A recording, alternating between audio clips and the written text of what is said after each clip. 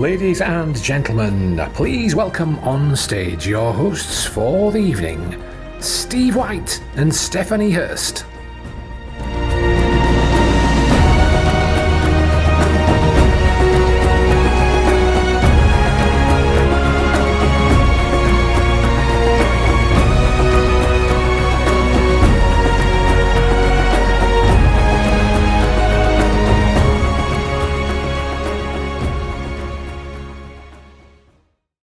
Good evening and welcome. Hello, everyone. Welcome to Proud of Barnsley 2022. Thank you for being here tonight as we celebrate the extraordinary achievements of ordinary, everyday people. And it's been another record-breaking year as well. A record-breaking number of nominations, a record-breaking amount of money raised as well by our finalists for charities and good causes. In fact, if you tot up the amount of cash raised by our finalists alone, you'll end up with a figure just shy of £500,000. I know. That is quite some achievement, isn't it? Now, tonight's shortlist includes people who've overcome immense tragedy, people who are living with serious illness, people who are setting examples for others. All of them, in short, are testimony to the wonderful people we have living right here in our town of Barnsley. Now, it's these selfless people and the hundreds of other nominations that didn't, unfortunately, make it to the shortlist that we're here to honour and celebrate tonight. So if you're ready, let's get down to business and start with the first of our 18 awards tonight. The first award is Young Superstar. Now, the Young Superstar is sponsored by Barnsley College with over 300 outstanding courses on offer and 9,500 current students. I'm a former Barnsley College student, did a BTEC media course, one of the first ones back in the 90s. It's been the chosen start point for careers of thousands of young people and adults from Barnsley and beyond. Now, this award recognises the many achievements of children, aiming to challenge stereotypes and highlight the young role models who are helping make our town a better place to live. Let's take a look at this year's nominees for Young Superstar. Young Superstar. The Young Superstar. The finalists are Joshua Sanders, Abigail Dolly Atack, Judd Moore. Inspirational teenager Joshua, who was born without part of his left hand, has refused to let it hold him back, playing cricket and taking up playing the guitar. With family and friends, he's now raising funds to get a bionic arm, which his family says could be a real life changer. Hi, I'm Craig. I'm Joshua's dad. This is Joshua, 15 years old, who was born with partial left hand. Never let it stop him, never let it hold him back, gets on with everything, and he's now been chosen to receive a bionic hand from Open Bionics. Yeah, it's a massive thing for me personally because it's going to open up a category of things I never thought I'd be able to do. So Joshua was chosen by the Limbo Foundation to be part of the Big Hero 3 campaign, which is helping 3 children get a bionic hand. The Open Bionics Foundation have put some of the money in to the fund to sort of cover it. The Worshipful Fellow of the Glovers have put a large amount of money in to fund it, and then we've been doing the fundraising ourselves to get to the total of £16,000, which is what we need to be able to get Joshua and the other 2 girls involved in the Big Hero 3 campaign their hands. The fundraising is going to continue. We've got a few events planned, and we're going to just keep pushing it. 7-year-old pocket rocket Abigail Dolly lived up to her nickname during an amazing challenge she undertook this summer to help others. Abigail wanted to give something back to Dr. Diarmuid Kerrin and the amazing children's team at Barnsley Hospital, who looked after her virtually her entire life. So Abigail's been under the care of Barnsley Hospital and Dr. Kerrin for nearly her whole life. So she's very used to going to hospital, to the children's outpatients department. It was Abigail herself who came up with the idea to fundraise, and it was also her idea to do it as a triathlon. Abigail's gained great empathy for other children having gone to hospital and really wanted to do something to say thank you and to help other children. So Abigail did her triathlon in July, and it happened to be one of the hottest weekends. She still did her swim. She then went to Rother Valley Country Park. Her target was to do 10 kilometres and she actually did 12. And then the very next day is when Abigail had to do the run. We didn't think that she'd do it, to be honest, but I don't know why we doubted her, because our pocket rocket is extremely determined. The target was £300. The hospital had said that they would like toys for the outpatients department.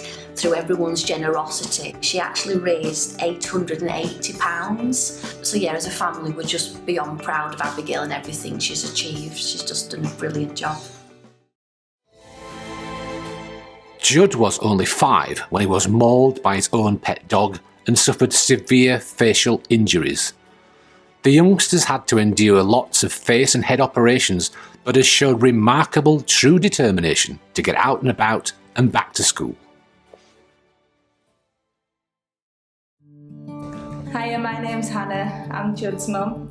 I got a phone call last year, Father's Day, to make my way up to hospital because Judd had been seriously bitten with a dog.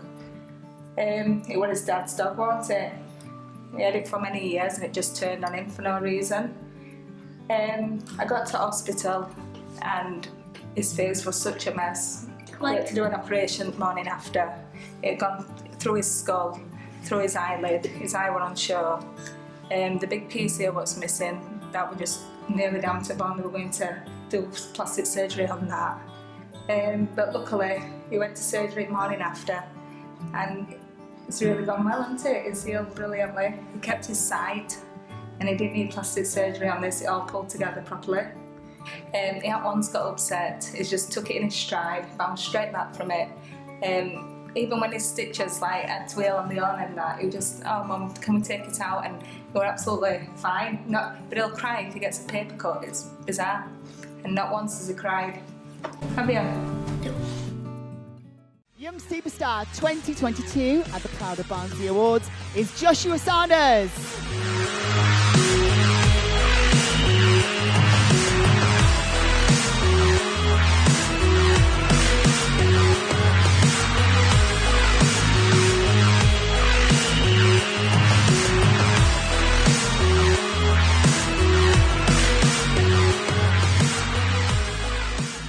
To his parents should be incredibly proud of him. Young Superstar 2022 at the Proud of Barnsley Awards is Joshua Sanders.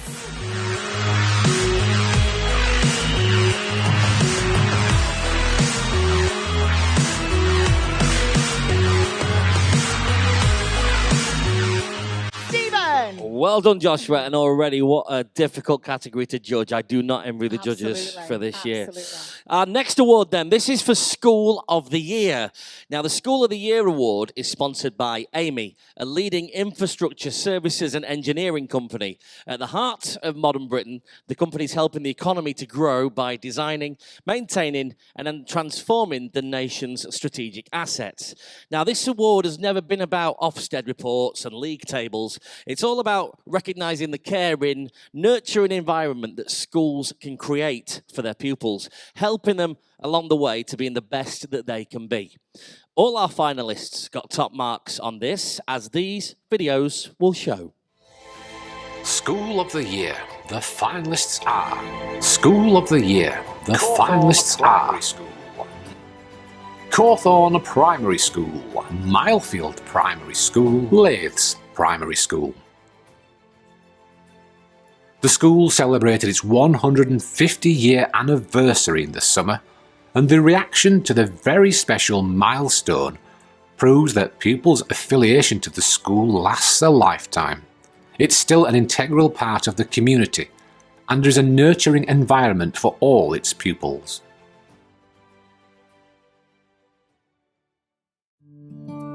So Cawthorne is a really special school. You get a special feeling the moment you walk in.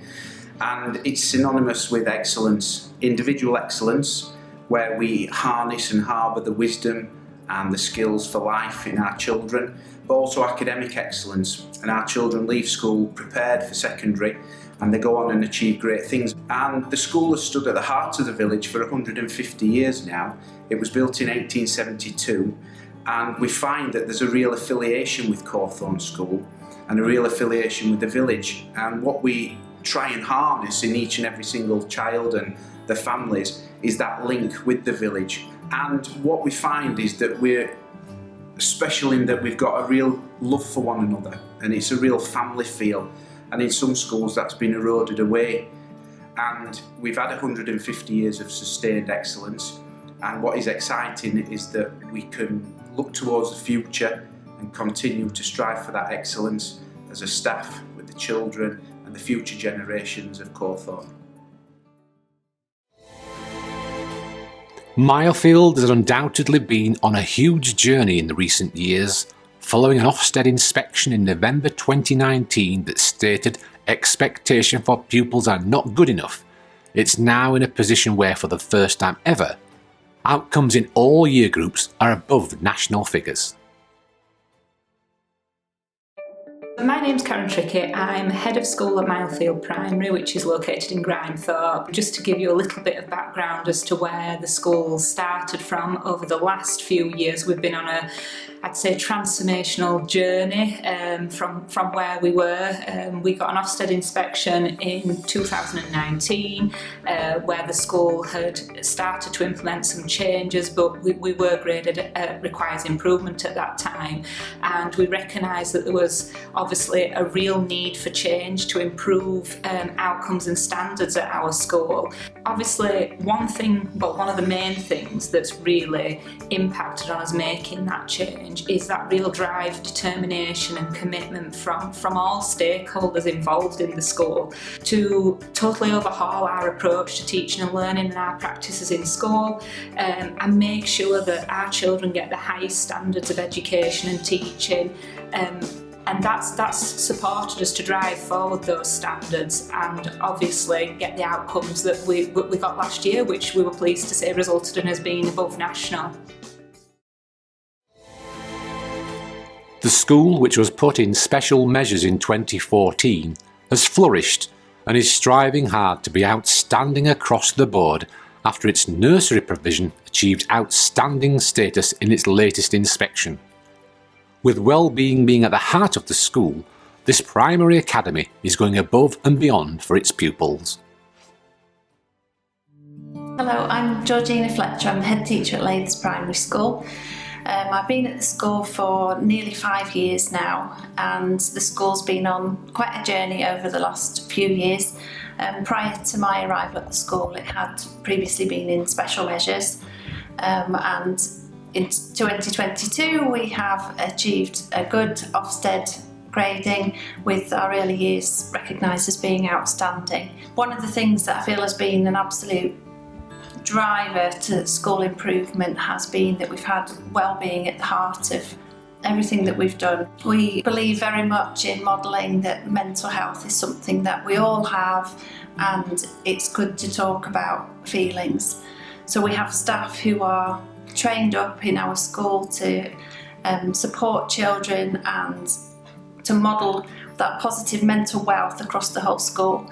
We've been acknowledged for that, and we're asked to speak at the House of Lords about the feelings groups and the model that we have in order to promote positive well-being. So it's been a real strength, along with the curriculum and rebrokering into another trust. Just pushing that and pulling as a whole school community has been really, really positive.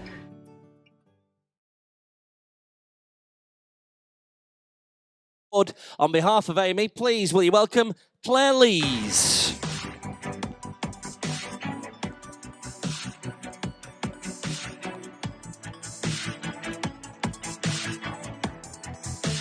Come on, Claire.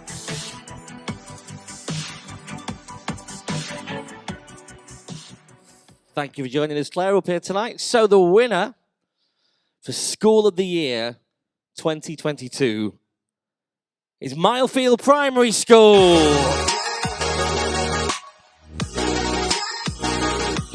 Congratulations. Bring yourselves on up. Well done.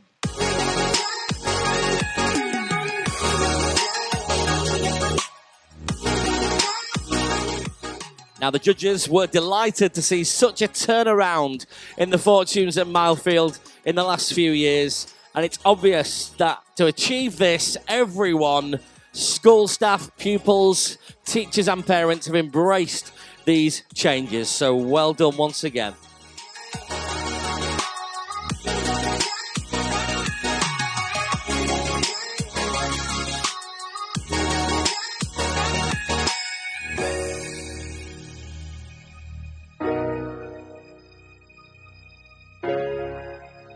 And a round of applause once again. Well done. School of the Year, Milefield Primary School. Congratulations. It is always a joy to be here. I'm proud of Barnsley, and hello to everyone who's watching online as well. So can we have a big cheer to everyone who's at home? People can't make it tonight for whatever reason. Hello to everyone who's watching online at home, and I'm sure you'll be able to watch it back again later. Now, this category is our next one for Carer of the Year. It's sponsored by Barnsley Homes, the council's housing company, responsible for managing 18,500 homes on their behalf. Now, this award recognises and celebrates the hard work and the commitment of people who voluntarily look after family, partners or friends because they are ill, frail, have a disability or are just vulnerable. Let's find out about the finalists for Carer of the Year. Carer of the Year.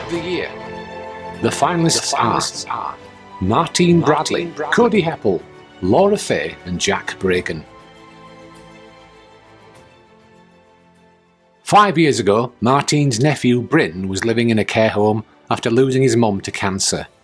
His future was uncertain as he was living with Duchenne muscular dystrophy. He weighed 17 stones, self-harmed, and was terrified of going out alone. That's when Martine took him in and transformed his life. When my sister passed away, the care broke down for Bryn at home. He's got a disability, Duchenne muscular dystrophy.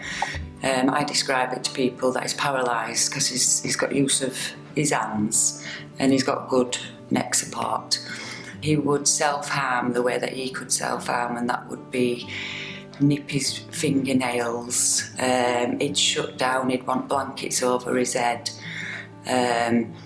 He wouldn't engage with people, so he ended up in a care home. And that's when I stepped up and got him out of this care home and brought him to live with me and my husband. After about a year, shall we say, he started to realise that he has got self-worth, he can do whatever he wants to do. Our full lives changed. You know, Bryn became our priority, no longer ourselves or as work or, you know, going out together as we used to do. It became Bryn's world, and we all jumped in on that world to make his world complete. Dedicated mum Cody tirelessly cares for her disabled son Logan Smith and subsequently helped raise more than £11,000 for life-changing equipment for Logan, who was born with hydrocephalus hypotonia, a form of cerebral palsy which left him unable to speak. My name's Cody, I'm Logan's mum. We had an early gender scan at 16 weeks. When we went, I had the scan, they told me I was having a little boy, but also they told me that they found fluid on my baby's brain. So they had to rush me through and give me an emergency C-section. Then the specialist came in to see us and said we need to transfer him ASAP because he needs brain surgery. They did the brain surgery. Everything was good, but he just had a sudden turn for worse and they couldn't explain it. They put him on this special heart medication, and that got his heart, so it was beating. Doctor basically said we've got to try to get him off this medication. You know, he could be okay, or he could just not make it. And they took him off it and it was okay. So now he's under a lot of different specialists. So he's under neuro, he's under hydrocephalus nurses, he's under respiratory. It is tiring, and I do get tired and we do get his hard days. It's a lot, but it's our life, and I've met so many amazing people. I set up Logan's page for the fundraising side, but also to meet new people. We're going through things that I've been through and still going through, you know, because it can be lonely at times for if you're a carer, or if you're going through hard times, because it's a scary to ask for help. It's made me a stronger person, definitely. The couple are the parents of young Charlie, who was diagnosed with leukemia in August. The family initially thought Charlie had hay fever, but further tests confirmed the cancer diagnosis. They've been fundraising and hosted an event to raise as much awareness about the disease as they could.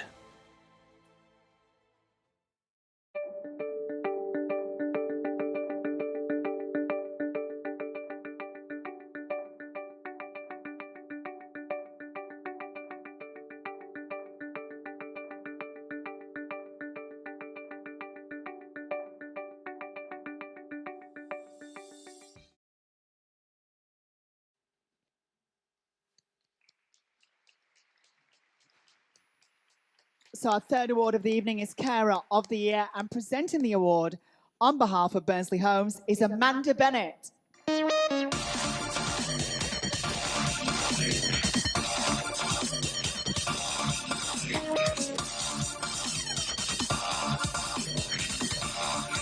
Hi Amanda, welcome to our fabulous stage. You're welcome. Okay, Carer of the Year. It's a really difficult category, of course. But the winner is Martine Bradley.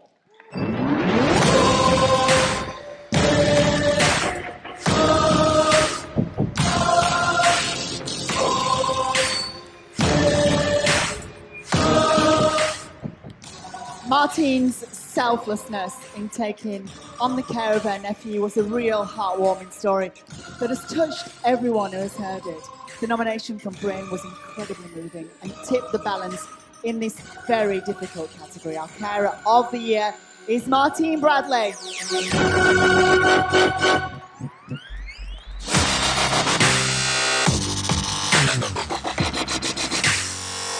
Congratulations.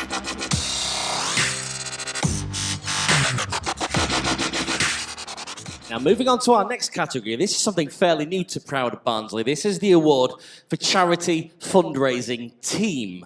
Now, this award was launched in response to the sheer number and calibre of nominations we received for the Charity Fundraiser category. It did seem a little bit unfair to pit individuals against teams. So this award recognises that when it comes to fundraising, it can often be more than just a solo effort. Let's learn more about our finalists.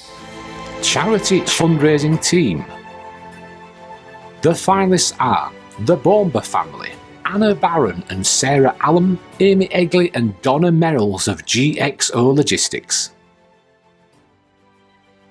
The Bomber family home in Penistone has become a Christmas tradition.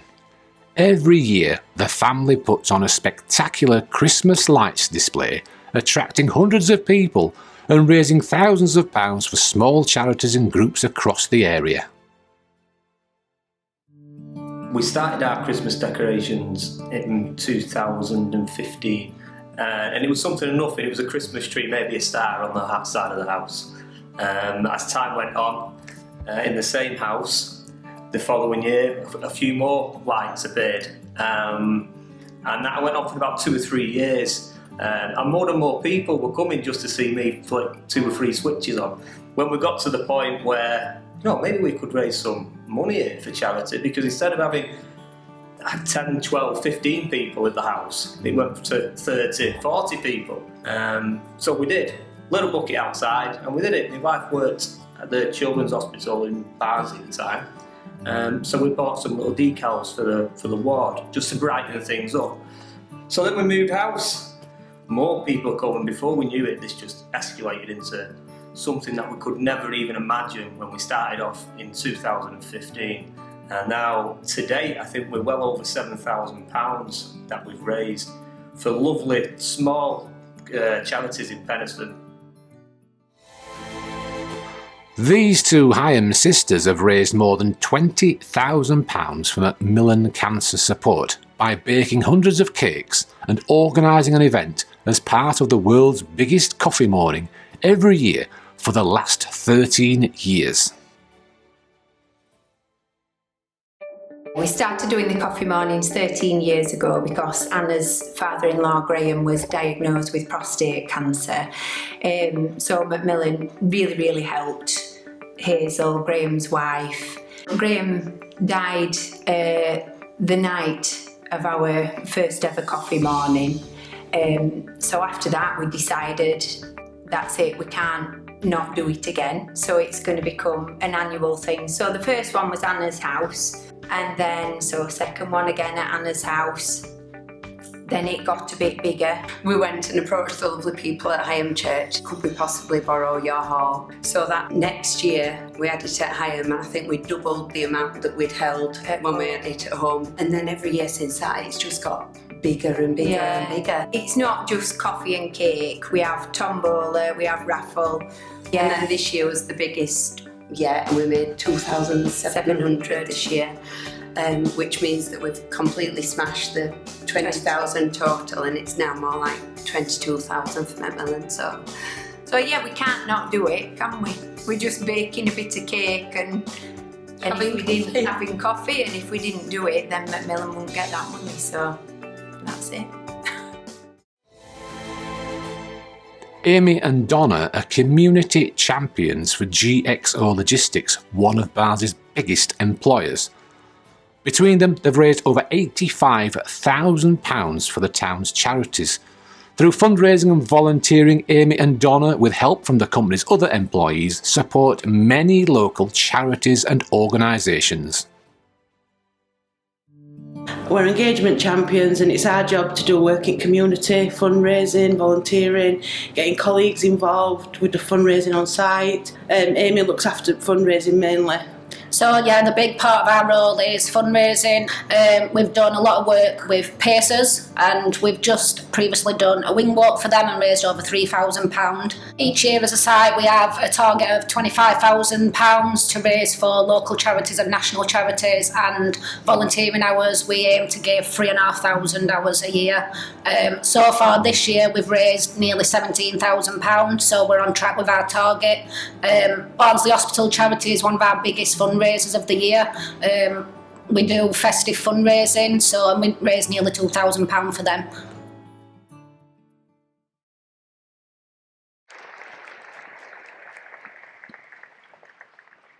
Fantastic stuff. Now, this award is sponsored by a new name to Proud of Barnsley. It's sponsored by White's Bakery. The company has been making high-quality confectionery at its Worsborough Bridge Bakery since 1934. Now, David White, who's the MD, he was here last year as a guest. So impressed by what he saw on the night that he wanted to be a big part of it this year. So here he is. Would you please welcome David White to present this next award?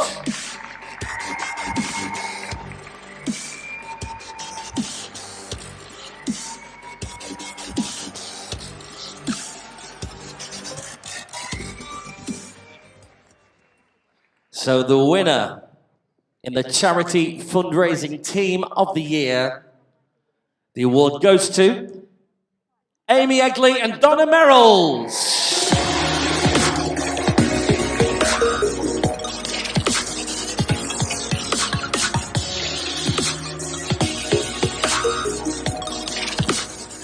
Congratulations. Now, the judges' comments were, what swayed the judges towards Amy and Donna was the sheer number of charities and good causes the pair have helped. This was typified by the number of nominations they actually received.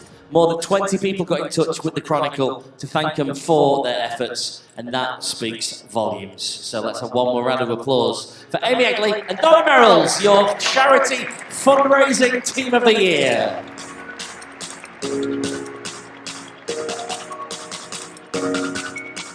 It just makes you so proud to be from town, doesn't it? We're only 4 awards in. I know. I know. Okay, on to our 5th award this evening, which is Children's Champion. Now, this award will go to an individual who has inspired children and young people to achieve their fullest potential. It is sponsored by the Barnsley Healthcare Federation. which is a non-for-profit community interest company which aims to improve and enhance the way in which primary care, things like GP surgeries, are delivered across the borough. Now, our finalists will have provided support when it was most needed and helped them achieve and overcome barriers. Let's take a look at the nominees for Children's Champion. Children's Champion. The finalists are Jo Race, Barnsley Table Tennis Club, Emma Owens, Horizon Community College, Body Carnegie Team.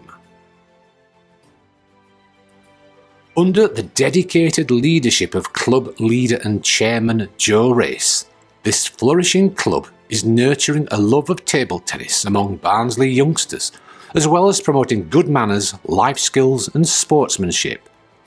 Jo dedicates many hours of his spare time every week to the running of the club. My name is Jo Race, I'm 22 and I'm proud to lead Barnsley Table Tennis Club. I became club leader 2 years ago at the age of 20 and I'm so proud to lead the club and its junior coaching division. I'm also proud to chair the charity's board of trustees who work tirelessly to deliver the club's aims and objectives. We aim to do this within a positive community atmosphere that provides a feeling of belonging. Barnsley Table Tennis Club currently works with around 70 children each week across its coaching sessions. We are also proud to work with Trinity Academy St Edwards who visit on a weekly basis.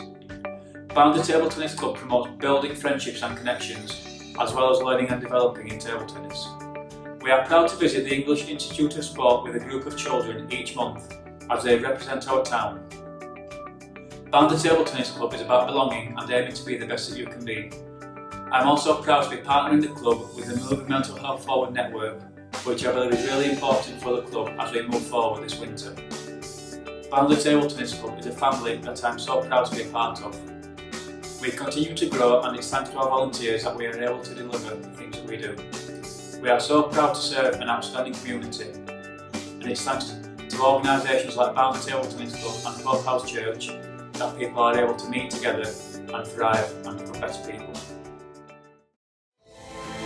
The Horizon Community College teacher who won an award from the Royal Society of Chemistry helps to get students inspired about science.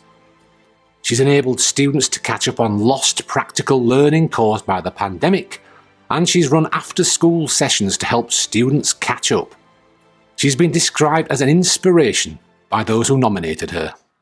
I'm Emma Owens, I'm a secondary school teacher at Horizon Community College in Barnsley. I'm a science teacher.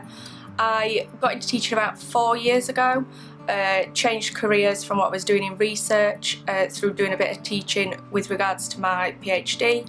Absolutely loved it, got involved in a lot of outreach and it just really made me want to teach secondary school students and try and get them as passionate about science as I am. I wouldn't say I am different. I do love my job and I think that comes across in my teaching. I think that means that some students who maybe don't love science still enjoy my lessons because I'm passionate about it and it comes across. I do quite a lot of extracurricular stuff, whether it's revision sessions, after school intervention sessions just with small groups, and STEM club. I mean, the students absolutely love STEM club. Sometimes being able to do stuff a bit different to maybe what they do in class, or even just doing stuff that they missed during the pandemic, so practicals that maybe they wouldn't have an opportunity in future to do again if they didn't come to STEM club.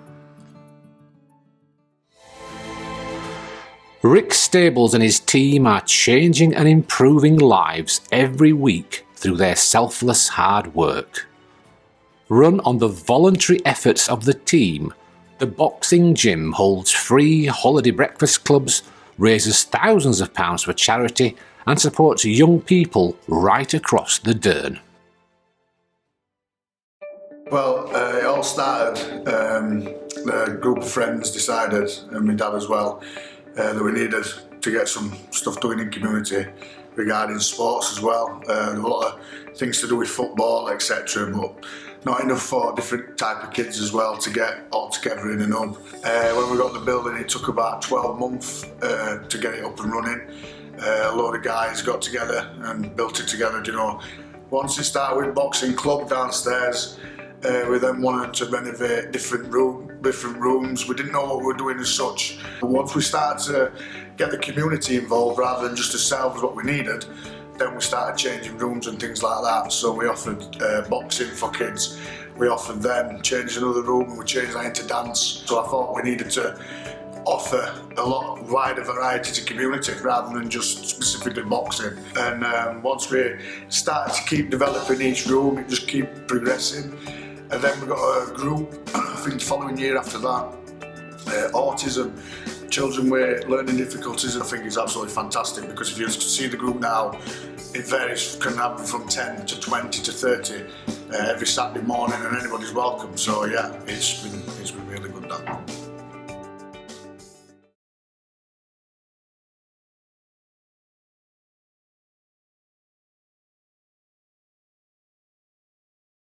And here to present the award on behalf of Barnsley Healthcare Federation is its Chief Nurse, Andrea Parkin.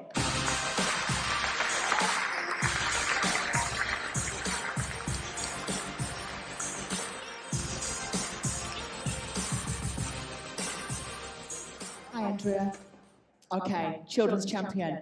The winner is Joe Race.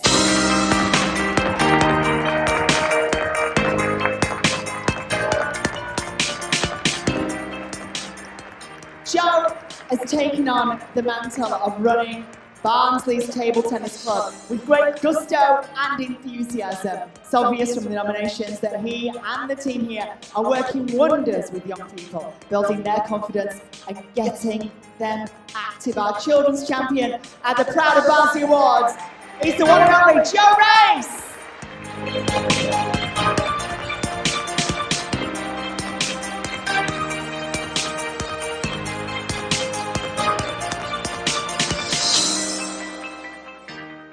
So moving on to our next award then. This is the award for Triumph Over Adversity.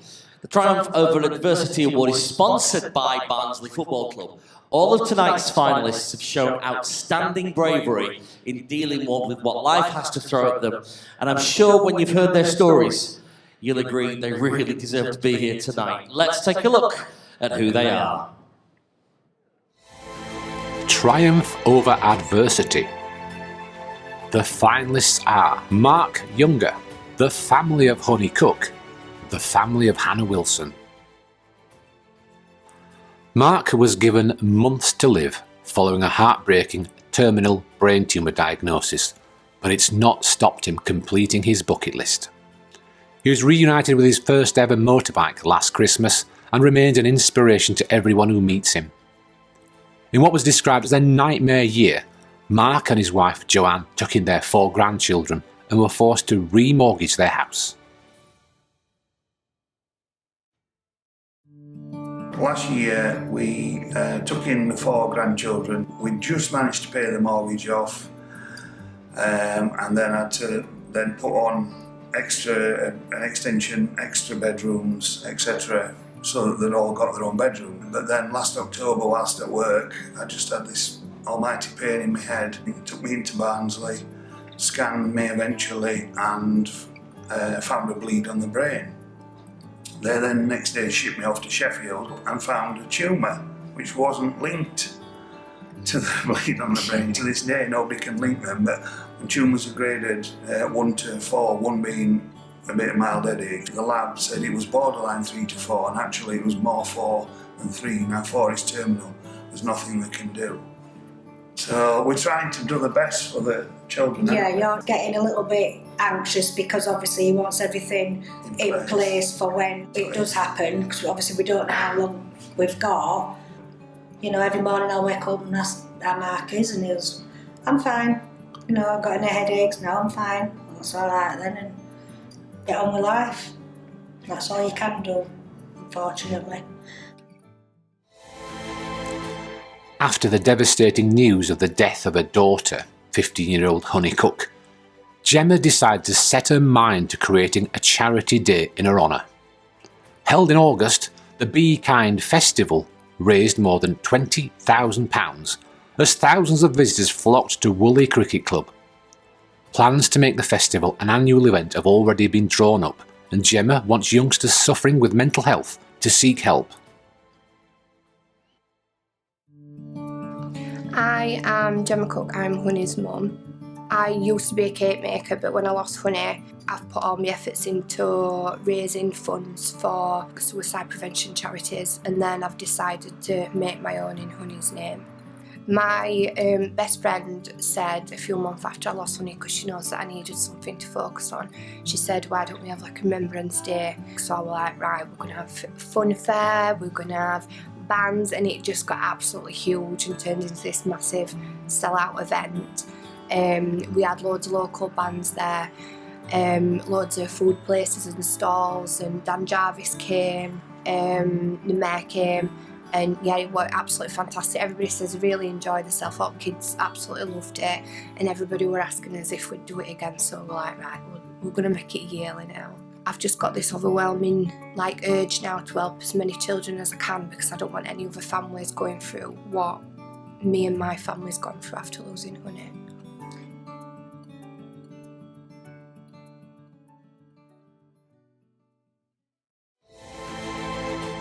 The family of a young mum who lost her battle with cancer just weeks after giving birth to her second child have raised almost £40,000 in her memory. £35,000 was originally raised in her name, and family and friends recently raised thousands more by taking part in the Great North Run for Mummy's Star. So Hannah was had a late diagnosis of cancer, and she were at that time 30 weeks pregnant. So Sadie was born, and then in Jessops they were excellent really with the care. We were taken back really. It was in COVID. They arranged for Hannah and Andrew to be married, and a naming ceremony for Jude and Sadie. So there were lots of services involved. We feel that services, and Hannah definitely felt that they went above and beyond to make her last weeks as memorable and as precious as they could be. So she's got the ball rolling, didn't she, with it all? And then we were totally overwhelmed by how much money and donations that we got. Anybody were anticipating the amount that we'd raise. Mummy's Star is such a small and bespoke charity, so their work and education is vital really. So, and for me personally, and Megan, we wanted to do something in Hannah's memory, really, and it was a challenge. Yeah, good fun, very good fun. But then we wanted to do something for Hannah, like for us as well, to challenge herself, in a way to remember her.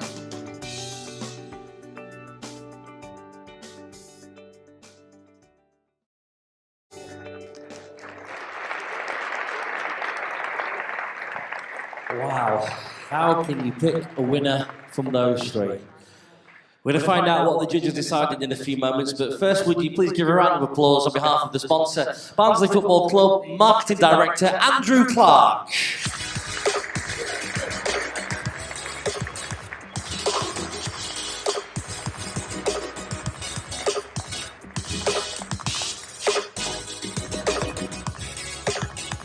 Andrew, join us up here. So, as I said earlier, how can you pick a winner from those three? So hard. Well, the judges found that the same as well. So for the first time in the history of Proud of Barnsley, we don't just have one winner, we have three. Let's hear it for Mark Younger, the family of Honey Cook, and the family of Hannah Wilson. Bring yourselves up.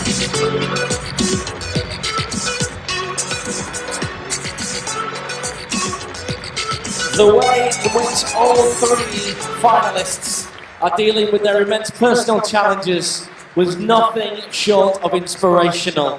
And for that reason, the judges decided they all deserved an award tonight. I just want to say Mark is a little bit unwell tonight, so he's not here. So we welcome Mark's family up here as well to collect the award on Mark's behalf. But well done to all three.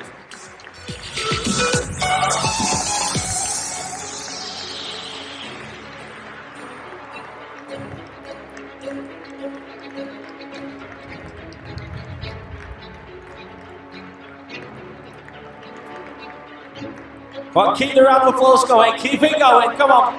That's it.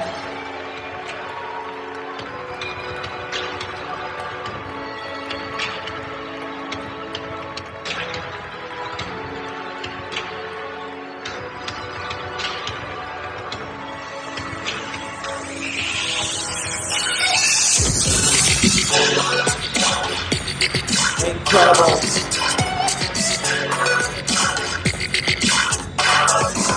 Once again, let's hear it from Mark Younger, the family of Honeycutt and the family of Hannah Wilson, our joint winners in our Triumph Over Adversity Award. Well done. Gosh, wow. Right, okay, on to our next award, which is Sporting Achievement. What a year of achievements it's been for our athletes and sports people. A Commonwealth gold medal, a silver in the British Athletics Championship, the winners of the Yorkshire Premier South 20 Blast, and a Euros winning Lioness. That is the extraordinary calibre of people on this shortlist. In fact, it was such a strong category that we've had 4 on the shortlist in this category, and that didn't make the job of picking the winner any easier for our judges, I'm afraid. The award, once again, is sponsored by BPL, the operators of this fabulous venue, the Metrodome, and numerous other sports facilities across the borough, and indeed across the region now as well. Let's take a look at the contenders for Sporting Achievement. Sporting Achievement. The finalists are Lachlan Moorhead, Joe Ferguson, Barnsley Woolly Miners Cricket Club, Bethany, England.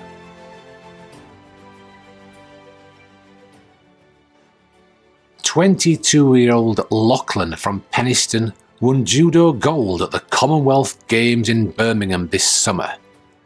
He's due to compete on Sunday in the World Championships in Uzbekistan and is hoping to qualify for the Paris Olympics in 2024. My name's Lachlan Moorhead. I'm a judo athlete for Team GB and Team England. Earlier this year I won the Commonwealth Games in Birmingham. It all started for me in small halls in Barnsley and Penistone, especially Penistone, which is a club my dad runs, when I was 6 years old. And he started the club so he wouldn't have to take me around very far. So I did a lot of my training when I was young in Barnsley and Penistone, and then jokes on him because eventually he had to take me all over the place. The nomination means an awful lot to me because judo, as I'm sure you're aware, isn't always the highest profiled sport. So it's nice to be getting some recognition for the hard work that's been put in over all the years. Sprinter Joe from Darton at 22 won silver over 200 metres at the British Championships this year. That qualified him for the World Athletics Championships in Oregon, America, in which he reached the semi-final. Over this year he's taken more than half a second off his 200 metre personal best. Hi, so my name's Joe Ferguson. I'm a Team GB 200 metre sprinter. So I've been doing athletics for almost 10 years now. I started when I was a 13-year-old, training for Barnsley AC. I'm from Darton. I still live at Darton. That's the first house that I've lived in, so Barnsley's sort of a big part of who I am. I played football initially. I switched over to athletics, kind of stumbled across it when I was a 13-year-old. Went to athletics and it sort of picked up from there. Just enjoyed training with my local club. A couple of years in, I sort of realised, it could have been, this could go somewhere. Got to about 18. When I got to 18, I got my first British Junior vest, and then 4 years on from there, I made my first senior team at the World Athletics Championships in Oregon. So it's been a long journey. I've enjoyed every bit of it. I'm excited for the future. I'm hoping to aim for the Paris Olympics in 2024 and a little bit sooner than that, the 2023 World Championships in Budapest. The Shore Laners won the ECB Yorkshire Premier South 2020 Blast in August. The previous day, they broke a league record as they made 512 in an innings against Wiston, with star batter Jake Weatherall's 270 also a league record.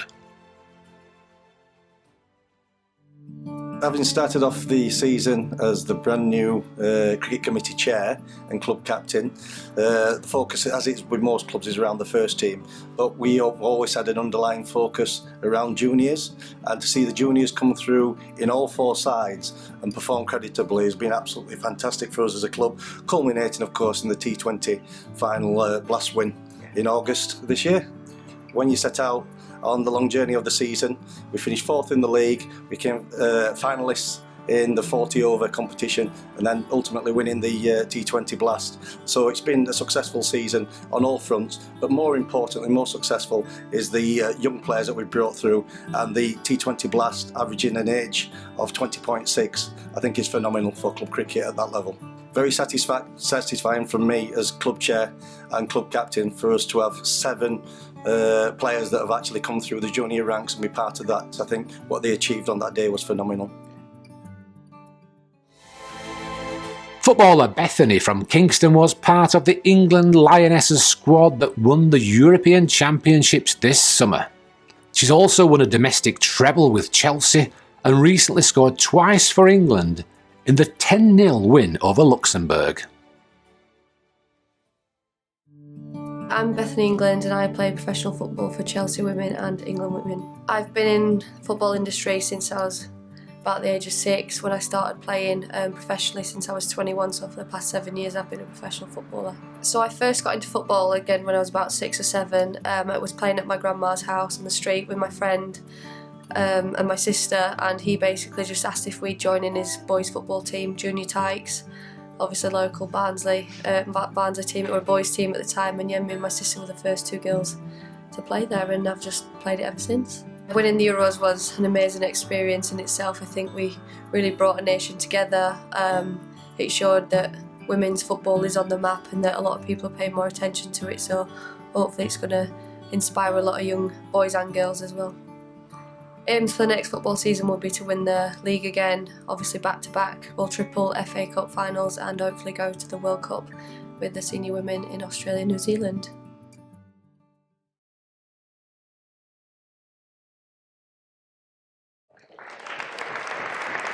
Wow, so a Commonwealth gold medal, a silver in the British Athletics Championship, winners of the Yorkshire Premier, South 20 Blast and the Euros winning Lioness, the nominees in sporting achievement tonight. And here to present the award on BPL's behalf is Joni Milthorpe, and has become a bit of a tradition here at Proud of Barnsley. She'll be accompanied by the cricketing legend, Dickie Burnham.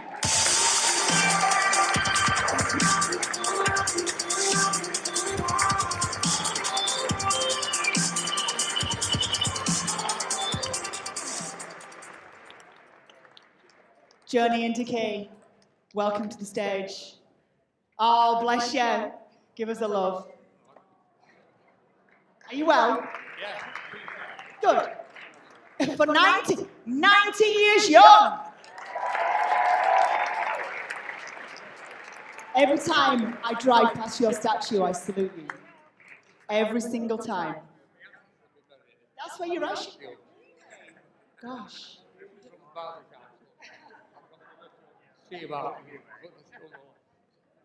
Bless you, right. Okay, so we need to find out the winner of our 7th award this evening, which is Sporting Achievement. The winner is Jo Ferguson.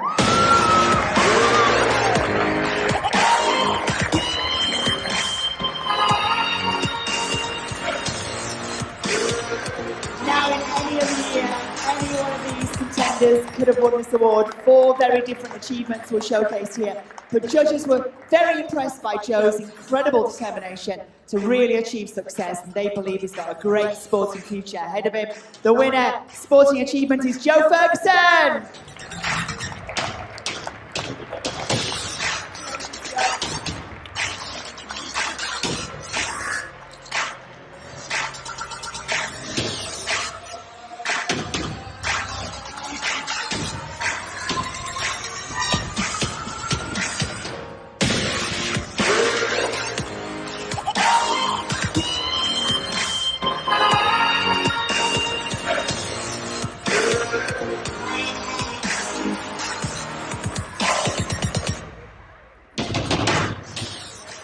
Well done, Jo. Thank you, Jodie. Thank you, Dickie, as well. Right, one more award, and then we're going to pause for some fantastic live music in a few moments. But first, we want to hand out the award for the Love Where You Live category. Now, this is sponsored by Barnsley Council. For a healthy Barnsley, Love Where You Live is a council initiative launched to encourage people to take real pride in the communities where they live, and that's one thing that all our finalists have in real abundance. Let's learn more about our nominees. Love where you live. The finalists are Anne Graham, Worsborough Bridge Cricket Club, Bob Sharp. At 80 and with serious mobility issues, Goldthorpe-born Anne is still determined to play a part in looking after her community. Anne is out most days picking up litter and generally encouraging others to take pride in the area where they live. Hello, I'm Anne Graham and I've lived in Goldthorpe about 20 years. I've been nominated for litter picking in the area. I used to go for walks, but when I saw the litter I thought I might as well do something positive and useful and try to make the environment look better. I've not been able to go out much lately because I've had an infection in my leg and I've had to be in hospital, but I'm hoping to get back to it soon because I've noticed there's a vast difference where I usually go. I wish more people would take pride in the area and not drop litter in the first place, but it's lovely that some people are good volunteers and do care about the environment. The club is so much more than its name would suggest. It's a group at the very heart of the community. Apart from being a hugely successful and long-standing cricket club, it's branched out to offer support to everyone in Worsborough. Worsborough Bridge Cricket Club has been around for over 100 years, based at Park Road in Worsborough Bridge. It's more than a cricket club. We do help a lot of within the community. We have a Derek Littlewood Foundation, which has helped 6 players within the club. During the pandemic, when that happened, the club had to come to a halt. We weren't able to play any games. A lot of our members at the cricket club and the WDSA went about organising a prescription and shopping service within Worsborough, collecting their prescriptions, groceries and anything else that they needed. Over several years, the club has been involved with sponsors, which includes our main yearly event, which is our sponsored walk. Seniors do various mountains within the UK, and the amounts that we do raise is split equally between the club and the Alzheimer's Society. We chose Alzheimer's because most of our members do have families that are affected by this disease, so we do try and put back where we can. Former firefighter Bob, 83, is well known in Old Town for his jokes and huge smile, but it's his hard work, taking part in litter picks and cleaning graffiti off walls, as well as being part of the Neighbourhood Watch, that has earned him his nomination. I live in the Old Town community and I was chair of the Old Town Residents Association. And I look out from the house that we live in and I can remember when we first moved there, it looked a little bit like a tip, picking litter, going out and wiping graffiti off service boxes. Is part of what we have done in the past. We couldn't have our windows open on Friday when the council officers cut the grass because of the smell of dog feces. So that's something over the years I've tried to police, engaging with people, talking to them about the dogs, and it's worked quite well. And now it's a really attractive green space. I try to help people and be a good neighbour, and it's worked. It just makes the area look better, and I'm very proud to be part of it.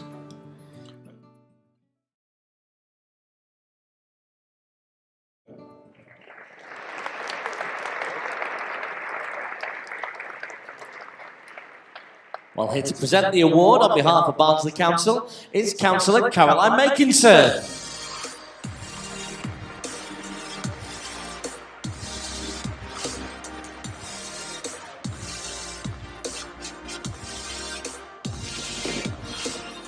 Thanks, Caroline. So the winner of the Love Where You Live Award for 2022 is Anne Graham. Come on, Anne.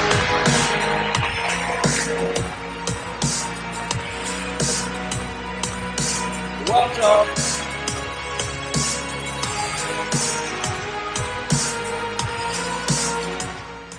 Now, there was so much more to Anne's story than just going out picking up litter. That in itself is incredible. But she's done, despite all this, despite her age and her own mobility issues, she typified what this award should be all about in the judges' eyes, and has a real pride in the neighbourhood and truly loves where she lives. And make sure everyone knows that, like we're doing tonight. Let's hear it again for Anne Graham.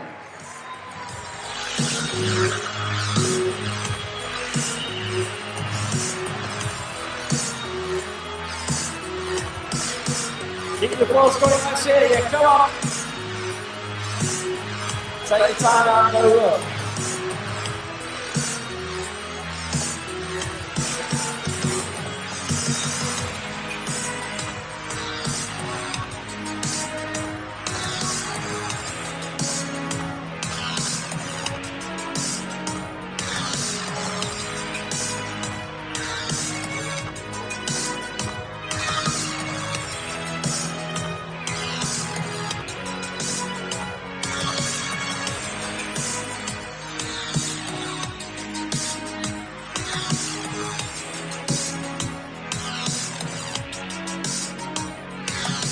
Incredible achievement, doing incredible things for the community of Goldthorpe and in and around where she lives. Let's say it one more time for Anne Graham.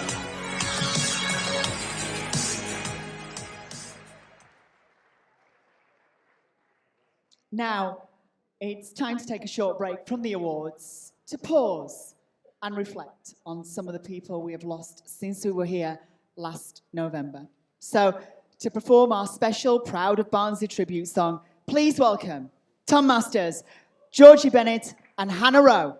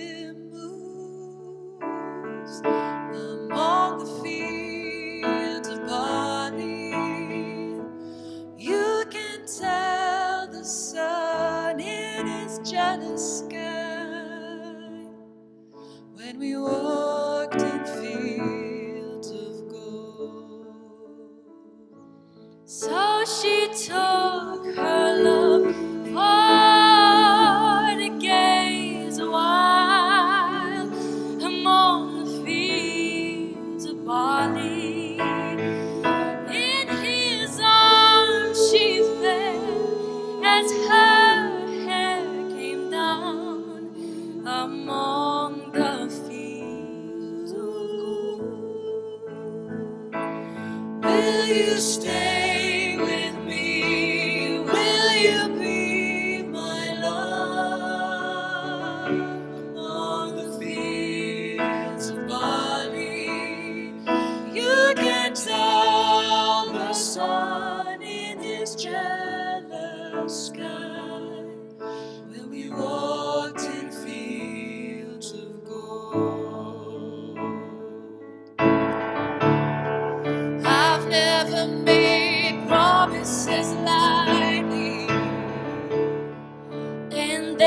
have been some that I've broken, but I swear in the days still left, we'll walk in fields of gold. we'll walk in fields of gold.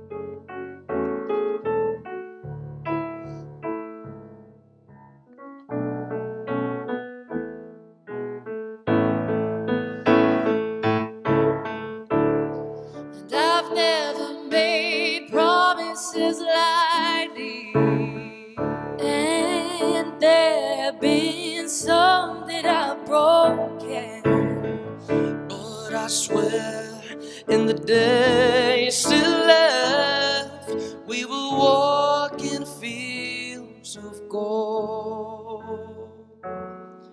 we'll walk in fields of gold.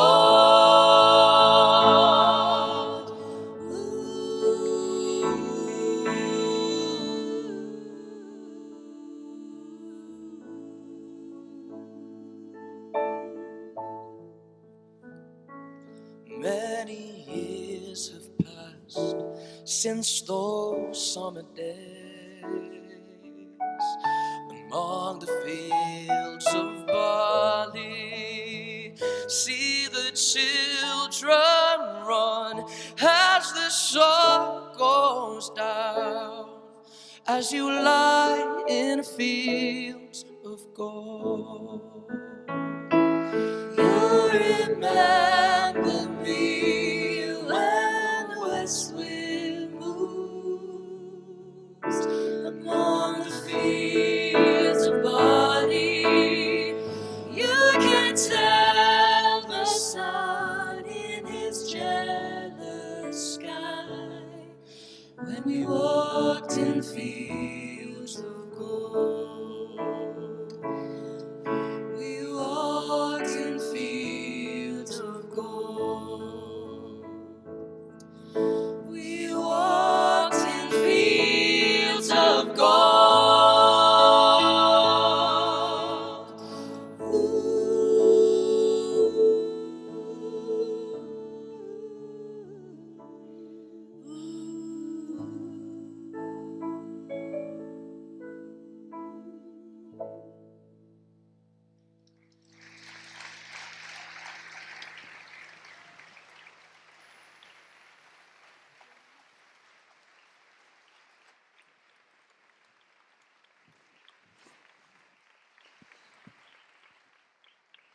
Absolutely incredible. Keep that round of applause going for the amazing Tom Masters, Georgie Bennett, and Hannah Rowe.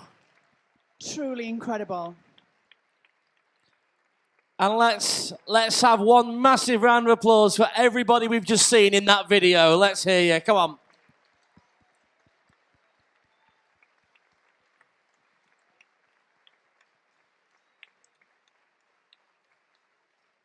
Always a moving moment on this night, really is. Really is. Okay, on to our next award this evening, which is the Green Hero. This award is sponsored by Barnsley Council for a sustainable Barnsley. We all have got a part to play in protecting our borough for future generations. And Barnsley Council is working with a wide range of partners to bring those carbon emissions across Barnsley down to net zero. The commitment is to do so by 2045, or even sooner if we can. The Green Hero Award category recognises those who are helping to move us all towards that goal. Now, let's have a look at the nominees. Green Hero. The finalists are Metalliform, Hoyland and Birdwell Methodist Church, Mapplewell and Stane Cross Community Fridge. The business has waged war on its carbon footprint after calculating that its annual output is equivalent to brewing 109 million cups of Yorkshire tea. The company has already made significant strides in reducing its environmental impact. Metalliform is based in Hoyland. We've been manufacturing furniture and stadium seating for 75 years now. We supply schools and stadium venues across the UK nationwide. We joined the Net Zero Accelerator programme earlier this year through Barnsley Council and the Business Village, and we wanted to do it because it wanted to reduce our carbon footprint. We were assigned 2 coaches, Sarah and Keith, who were brilliant, and they helped us measure our carbon footprint, which came out with a figure which we struggled to put into context. So I asked them if they could make it to something we could understand. So they came back with 109 million cups of Yorkshire tea as the equivalent of our carbon energy that we produce. The scheme also allowed us to have an energy audit, which allowed us to identify ways we could reduce our energy output in the factory, such as reducing the energy from our extraction units, putting them on motion detection and items like that. We have looked at our carbon content for our product, and our ultimate goal is to make furniture that doesn't literally cost the earth. The church has been awarded Eco-Church status for its commitment to the environment and sustainability, which has included creating twin toilets in Sierra Leone and Afghanistan. Closer to home, it's also improved its own insulation, cleaning and recycling methods, as well as supporting the local community fridge and hosting a food bank and numerous litter picking sessions. I'm the community link worker at Hoyland and Birdwell Chapel.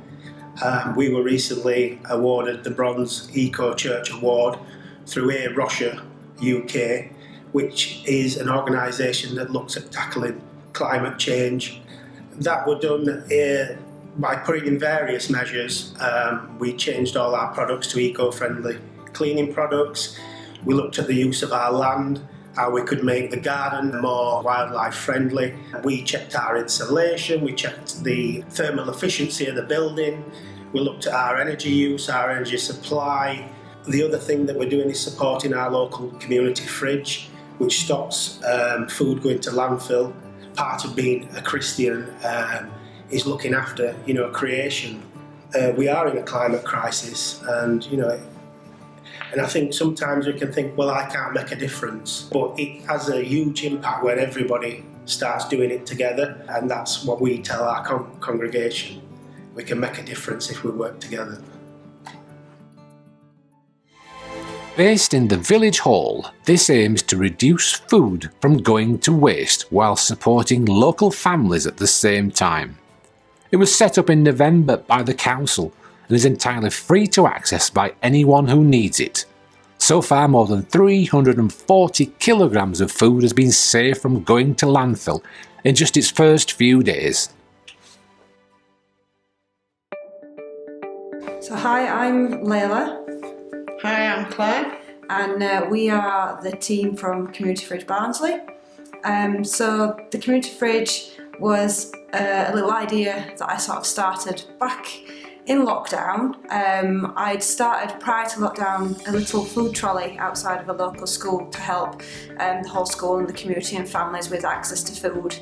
And then in lockdown, really, it kind of became really apparent where families were ordering, say, a parcel of veg because they couldn't access the shop, but that veg they weren't able to choose. So I began looking at different ideas along there about how we could trade and become part of a community and bring the community back together.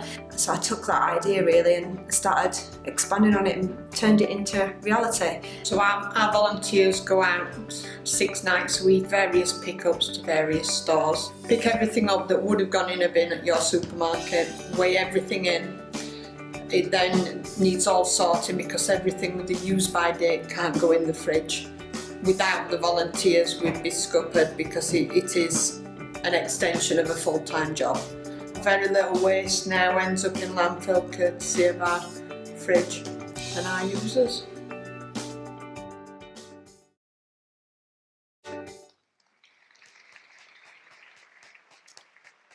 So our Green Award tonight, and to present the award, please welcome to the stage Councillor James Higginbottom.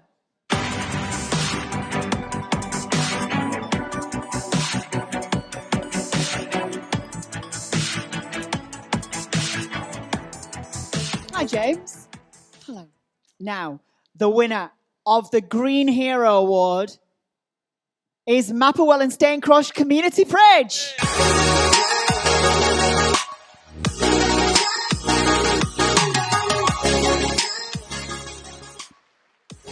What particularly appealed to the judges about the Community Fridge project is the way that the council and ordinary members of the public have worked together on something that ticks so many boxes. Saving food from going to waste is just the start. And we felt the Community Fridge idea has real potential to be rolled out across the borough, benefiting thousands and thousands of residents. The winner of the Green Award tonight, Mapperwell and Staincross Community Fridge.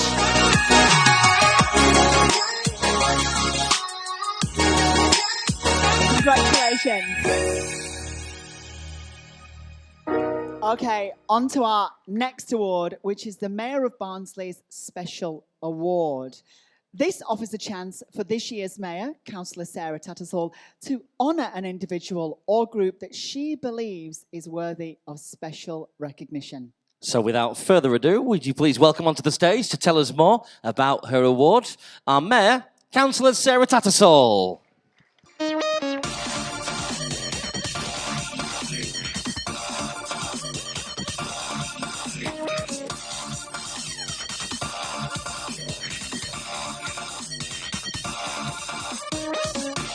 We've got one on a stand. We have one on a stand for you. She says it's way too high, that.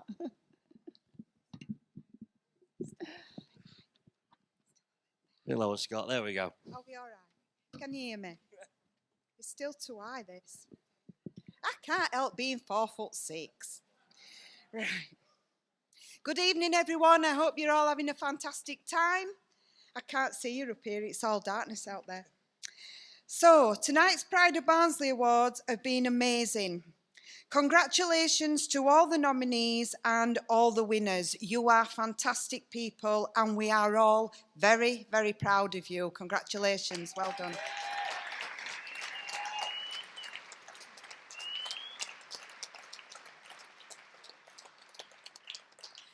Thank you.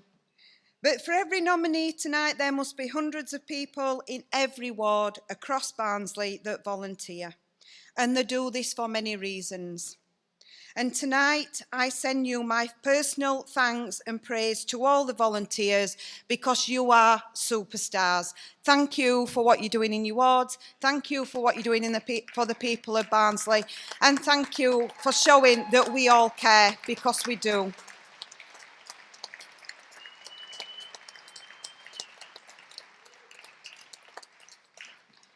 But we all know that a lot of these people, they don't want limelight. They don't want an award. So we need to reward these wonderful people, and all it takes is a huge smile and just to say thank you. So please just do that. If you see somebody litter picking on the street, say thank you. If somebody's collecting, just say thank you, because that to them means a hell of a lot more than, you know, just ignoring them. So please do say thank you. Thank you.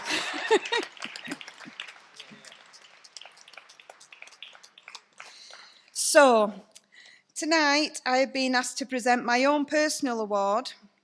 It's a very, very difficult choice, as you can see the categories. And I've had to think long and hard about it, long before actually taking on the mayoral role, to be honest. But I hope you all approve of my choice. It's to commend the work of an incredibly talented group of young people who have really helped to put our town on the map. Here's what happened when I paid them a surprise visit to present their award.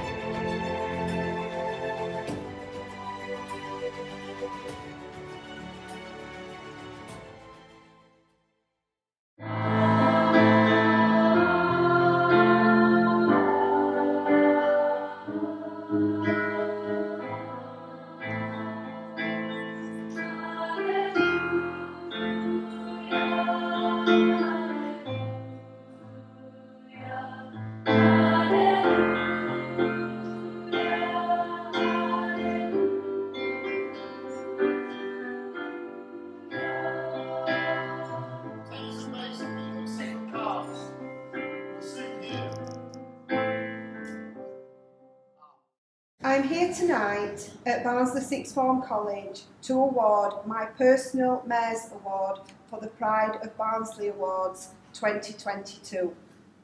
It has been a very difficult decision to make and something that has taken lots of deliberation.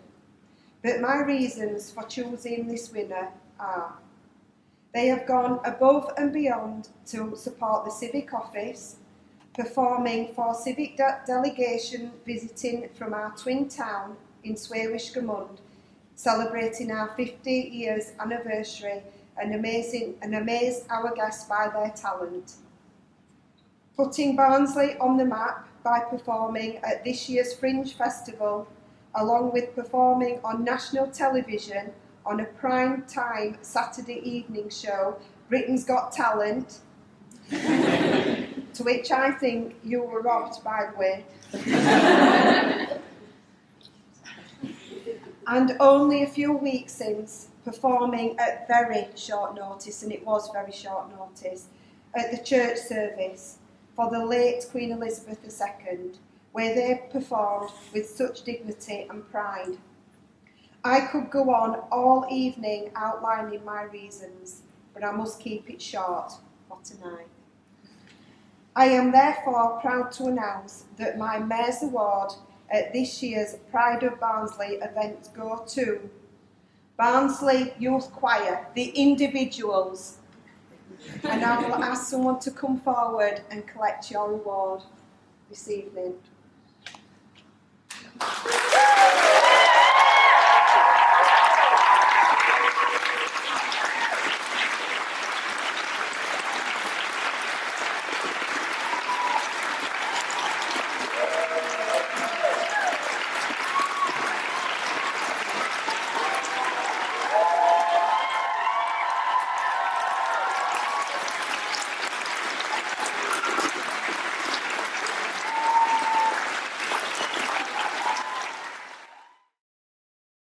Ladies and gentlemen, the Mayor of Barnsley's Special Award for 2022 goes to the members of Barnsley Youth Choir.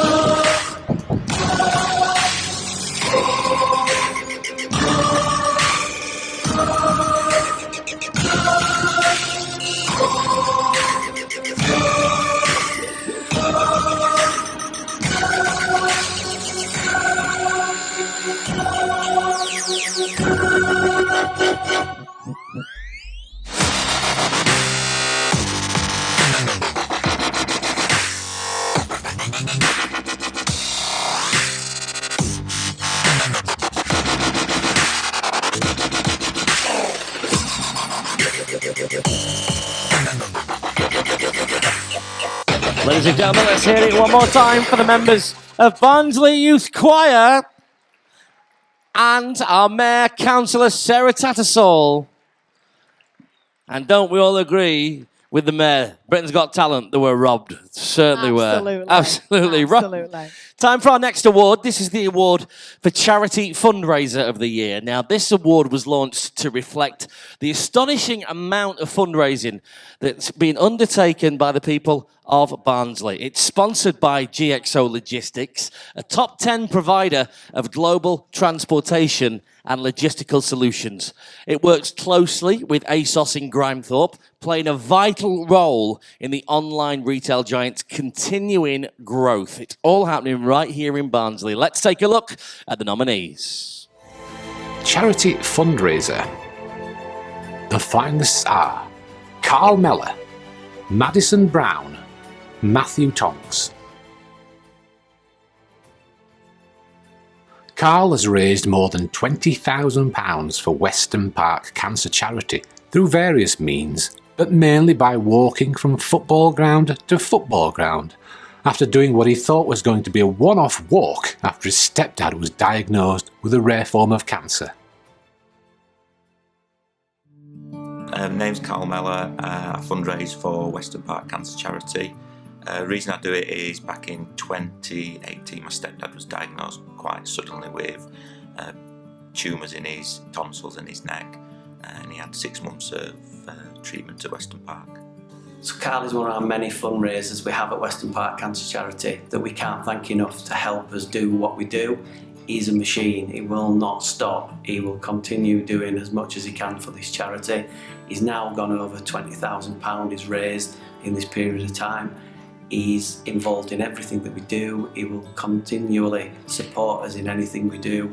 Unbeknown to a lot of people, things like Steve as a patient has been Westy, our mascot at Barnsley Football Club, when we've had games and Weston Park days, all driven by Carl and his fundraising and his desire to continue fundraising and helping as many families as we've helped theirs.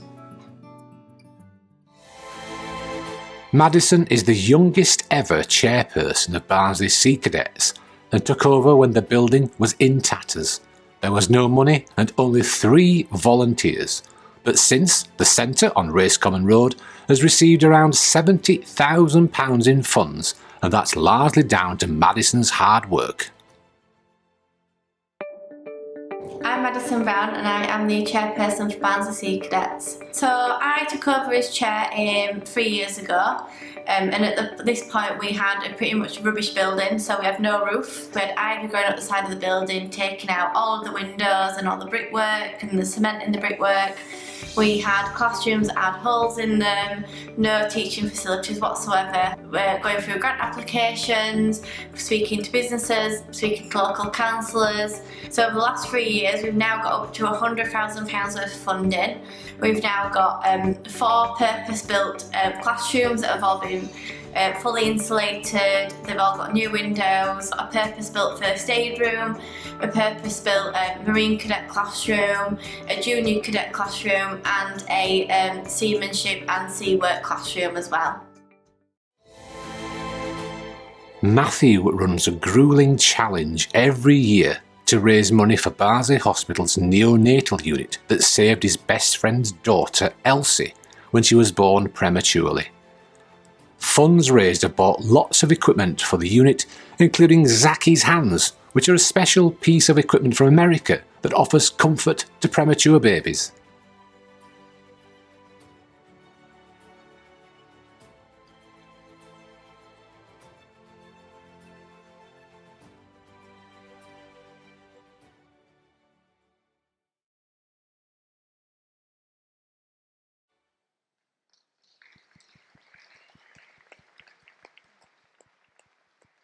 Wow, another incredible category. Well, here to present that award on behalf of GXO is Ken Perrett.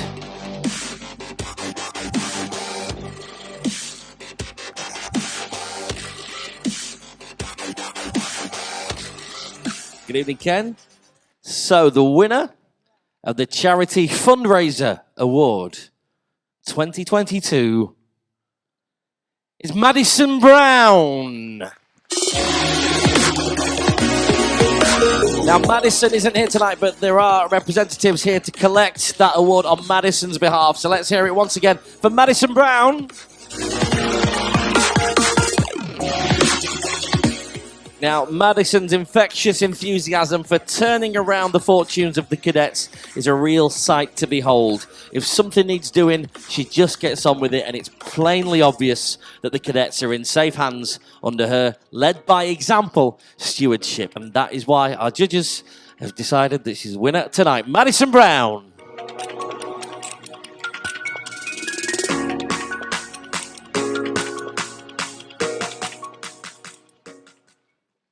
Okay, on to our next award this evening, which is Exceptional Achievement. And this is sponsored by ASOS, a company that has really rapidly established itself as one of the world's leading names in the ever-expanding world of online retail. Now, the winner of this award will have made an outstanding contribution to Barnsley in the last couple of years. Let's see who made that shortlist. Exceptional Achievement. The finalists are Jim Morton, Derek Bramham, Brian Nelson. Jim set out the day after lockdown ended to walk the entire British coastline to raise money for the Gurkha Welfare Trust. 8,870 miles, 6 pairs of boots, and 534 days later, Jim finally completed his mission, having raised over £30,000 for the charity. My name's Jim Morton, and on the 12th of April 2021 I set off to achieve my lifelong ambition of walking around the entire coast of Great Britain. I'm ex-armed forces, and my first ship in the Royal Navy was HMS Gurkha, so I've always had an affinity with the Gurkhas since the mid-1970s. So what I decided to do was raise money for the Gurkha Welfare Trust. I measured it to be 7,500 miles, and I thought it was going to take me 400 days, and I set off on the 12th of April from my home at Penistone. I walked over the Pennines to the tidal Mersey at Widnes, and then I went straight up to Scotland, not wanting to be in Scotland for winter. It took me 8 months and 10 days to walk around Scotland alone, where I was washed out to sea twice. I fell off a cliff, knocked myself out, and had to be rescued by a Coast Guard helicopter. I did the whole of England, the whole of Wales, and finally got back to Penistone on Friday the 30th of September, and I managed to raise £32,500 for the Gurkhas, which a lot of them lost everything when they had a massive earthquake in 2015 in Nepal. So that money, what I've raised so far, is enough already to build 3 houses in Nepal. So that's what's kept me going all the way around. But that's what I've been doing, walking around the entire coast of Great Britain. Since retiring over a decade ago, Derek has never worked so hard, volunteering and playing a key role in many of the projects that have breathed new life into Thirnska and the surrounding area. Dedicated Derek has been described by many as a saviour of the Dearne. I'm Derek Bramham, I'm a resident of Thirnska. How it all started was that one day just walking through the park there was a group of volunteers and I got talking and she says, well, you can come and help us if you want. And from then it all snowballed. Pauline introduced me to go to Thirnska Big Local meeting, and from then I got coaxed into to being the chair of that, which I still am today. And that meant that the village had got £1 million to spend on different things in the village over 10 years. And the main legacy of Big Local is that we've got a legacy organisation, Thirnska Regeneration, so that should continue when Big Local finishes. It's all doing all sorts of things, all sorts of projects all throughout the Dearne. But it is it's satisfying. It's making a sort of pride that whatever you're doing something, giving it back to the community. Brian has worked tirelessly and overcome many personal challenges to fulfil his ambition to make art accessible to all. And since opening his business at Elsica Heritage Centre in 2009, he's helped thousands of people find their creative way. In 2009, after recovering from a car accident that wasn't my fault, I opened Encaustic Art Plus. One of my aspirations was to make art accessible to everyone. Running the workshops and bringing people together have been such a challenge. But despite this, I sat down one day and I thought, this is not good enough. Let's try and make everything accessible again, in some way or another. So I started doing little short videos live on Facebook of different crafts, different bits and pieces. Then I started making packs of bits and pieces up, sending for things on the internet and distributing them in any which way that I could. Now we can bring back people around the table. We've started working again with many different groups of people, including Shared Lives in Barnsley. I really enjoy this aspect of my work, and it's something I would love to continue to do.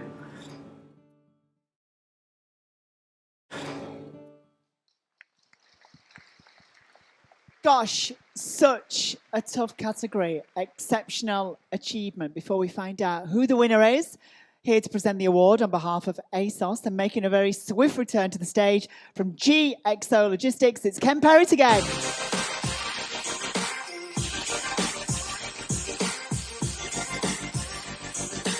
Hi Ken, welcome back. So, Exceptional Achievement Award. The winner is Jim Morton.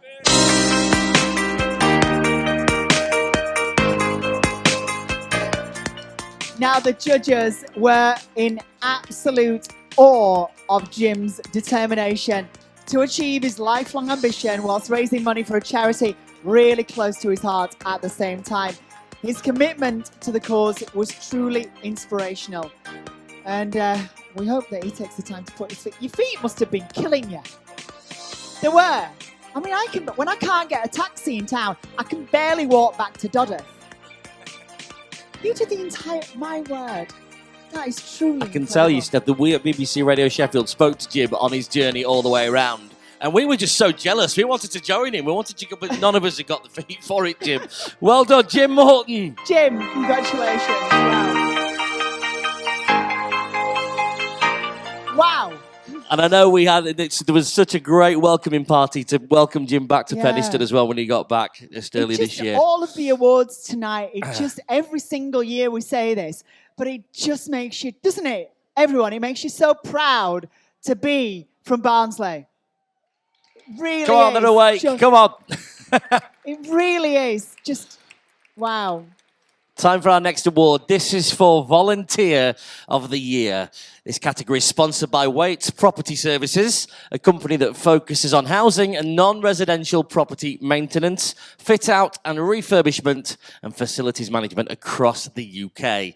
Now, all finalists in this category put others before themselves. They devote themselves to a cause, not because they get paid for it, but quite simply because they believe in it. Here to present the award in a few moments is Steve Cartwright, but first, let's look at the Volunteer nominees. of the Year. Volunteer of the Year. The finalists are Peter Francis, John Ennis, Alex Gates. Peter has worked with dementia charities for 35 years and was instrumental in setting up Barnsley's own dementia charity, BIADS. Peter has remained on the board and more recently guided the charity in setting up its successful day centre provision. Hello, I'm Peter Francis. I've been involved with dementia charities in Barnsley for the last 35 years. For the last 11, that's been with BIADS. I was one of the trustees who set up the charity about 11 years ago to try and meet unmet need in Barnsley for all the people who suffer from dementia or who are carers of people with dementia. My role in Barnsley at the moment is as a trustee. I'm the chairman of the board. I support the chief executive to meet the objectives set by the board, and that's with events like fundraising, managing the staff, meeting all sorts of pressures that come along. We have ambitions to go further. The most exciting development we've got at the moment is our daycare centre that we've recently launched, and I'm hoping that as time goes on, we will be in a position to be able to offer a whole range of services to people with dementia in Barnsley at one place. It's a challenging role being the board chairman, but it's an enjoyable role, and the support that I can offer Linda, our chief executive, is where I get most pleasure. John is a volunteer with the shuttle bus service that takes people from Barnsley to their treatment at Western Park Hospital in Sheffield. He drives every week and regularly takes extra shifts to cover when other volunteers can't make it.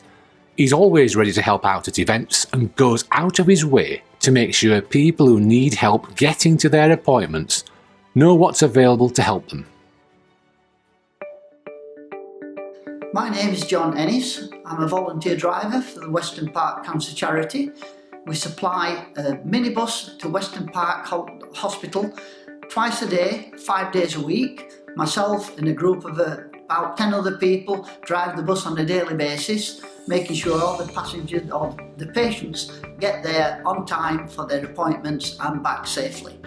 I first started for Western Park when I saw an advert in the Barnsley Chronicle asking for volunteer drivers, and at that point in time I just thought it was something I wanted to do. I enjoyed driving, and this was the perfect opportunity to help as a volunteer. It's a privilege to take it's a privilege to drive for them, really.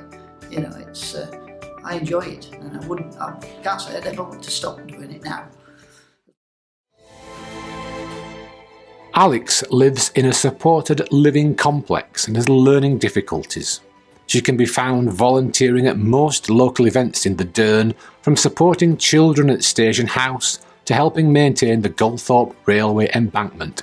Alex's constant support is seen as invaluable to many local groups. We stay now, 2 and 3 year olds. Been there since 2015, so been there quite some years. And then I decided that the big road runs doing everything needed people to be on their backs to be to pick. And then I went from the picking up with to working in embankment at Gulthorpe, to do a bit of weeding, watering, maintaining the flowers, and then I went on to the big road called Fernska to open up the Palazzo in Fernska, and it just went from there.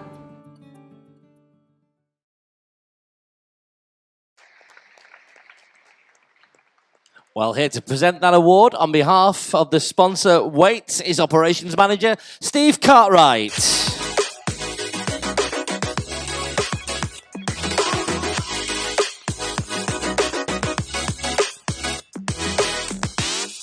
Hi, Steve.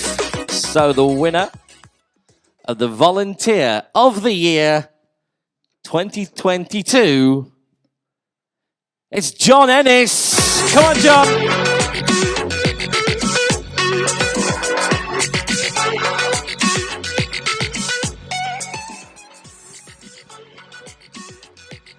John's already helped hundreds of Barnsley people at a time when they probably need it most.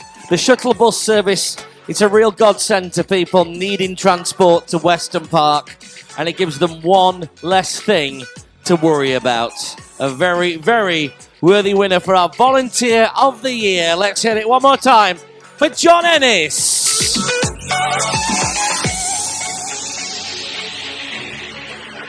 Well done, John. Well done. Gosh, what we got? 5 awards left? Yes. Yeah. Including the special award at the end. Okay, on to our next award, which is Charity Group. Charity of the Year is sponsored by MKB Solicitors, a leading law firm based in Barnsley with a long-established reputation and extensive specialist expertise in all manner of legal proceedings. Now, the aim of this award is to shine a light on the great work that charitable groups do across the borough. The shortlist is drawn from long-established groups as well as groups that were only launched in the last few years. Regardless of their history, all these groups have one thing in common: offering a wealth of help, information, and support to people who use them. The nominees for Charity Group.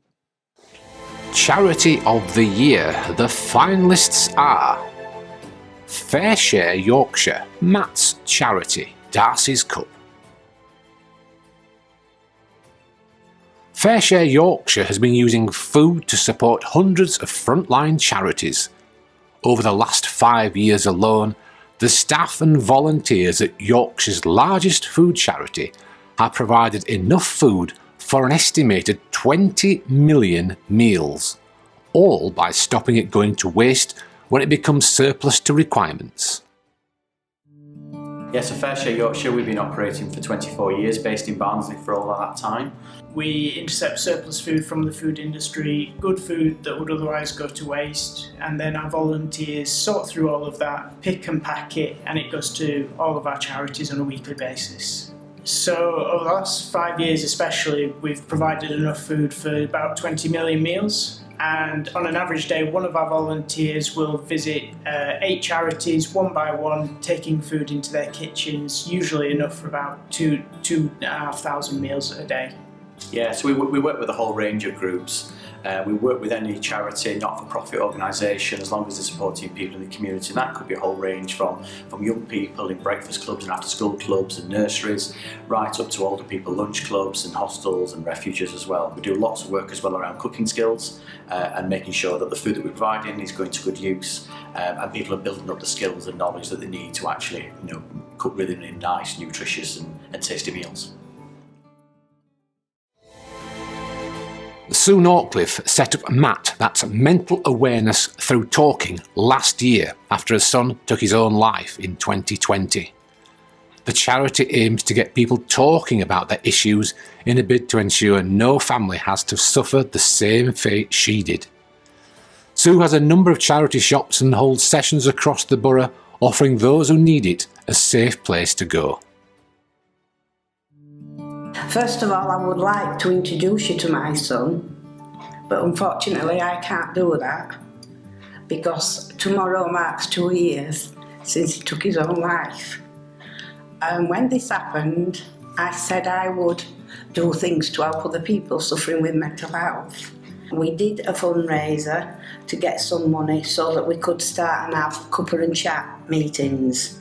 Just a social gathering where anybody could turn up and talk about the problems or just discuss anything. Subsequently from that, we needed to sort of get a bit of money coming in, and people were saying, why don't you open a shop and I'll donate. I would like to get money or funding so that at these cuppa and chats we could actually have a qualified mental health person there as well. That's another of my goals, but my main goal is to get a safe house so that they can turn up and be dealt with or just chill out, just get their heads down, and so that we can let family and police and other people that are looking for them, because most of them disappear before they do it, as my son did. So if we can do that, and if I can save one person and stop one family going through what we've gone through as a family, I've done my job, and I'm not bothered about an award.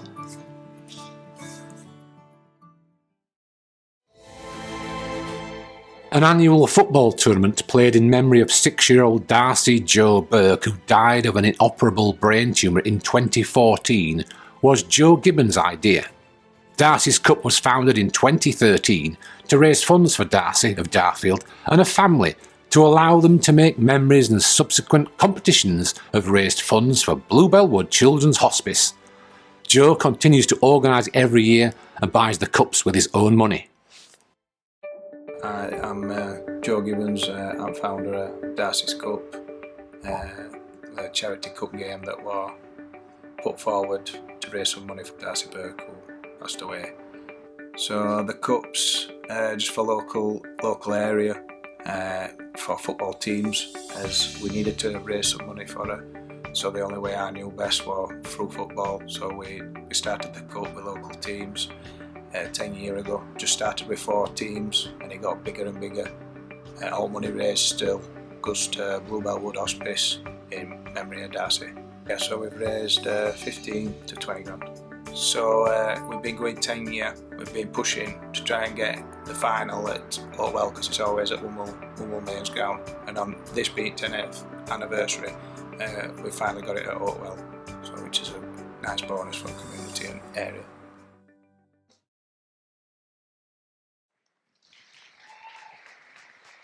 So there's the nominees for charity group. Here to present the award on behalf of MKB Solicitors is senior partner Ben McFleely.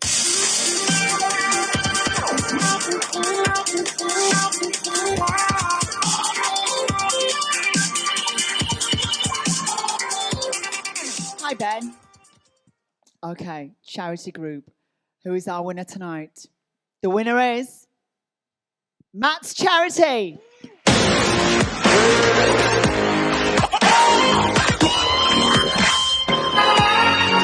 Now, Sue can't be here tonight, but she does have some of her family and friends here to collect the award on her behalf as they make their way to the stage.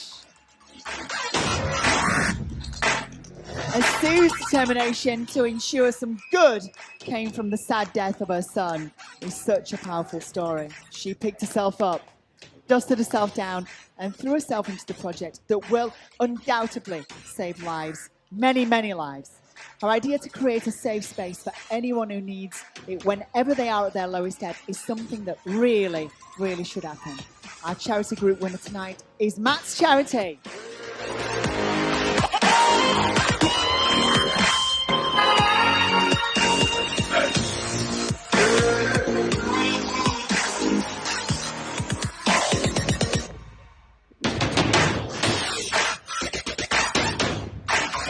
Amazing, well done. Now, before I move on with the script, I want to ask you to do something. I want a show of hands. In fact, I don't want a show of hands. I want a loud cheer from anybody in here who has experienced the incredible work that the team do at Barnsley Hospital. You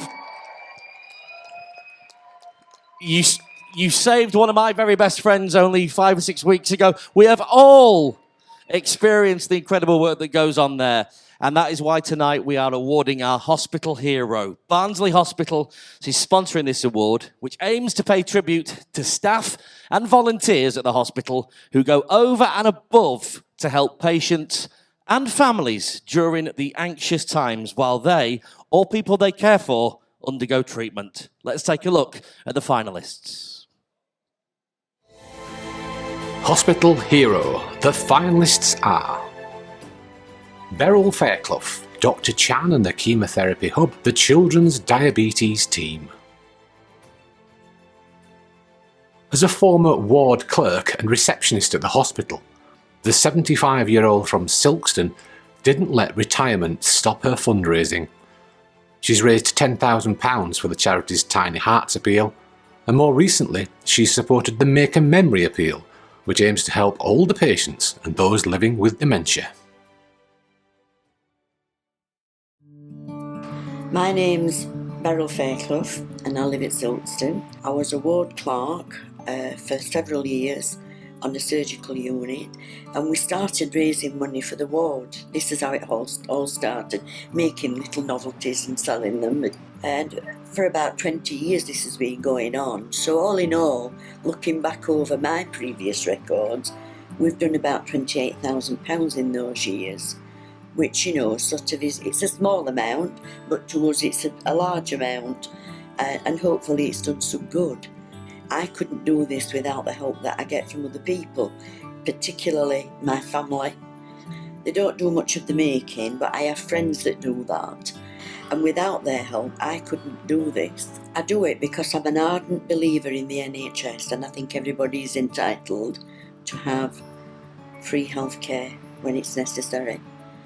And I know the NHS is under a great deal of pressure, and I want to help them as much as I can. Dr. Chan and his team have been described as amazing in supporting patients with cancer.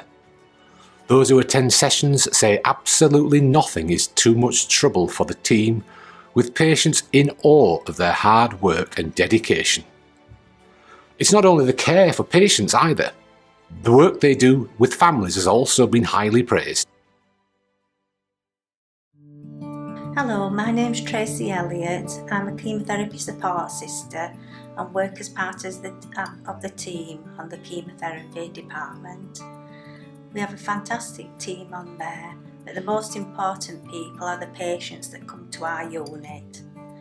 We find it's important to get to know them and their families and provide the support to them the best way we can whilst going through the traumatic time of having their chemotherapy.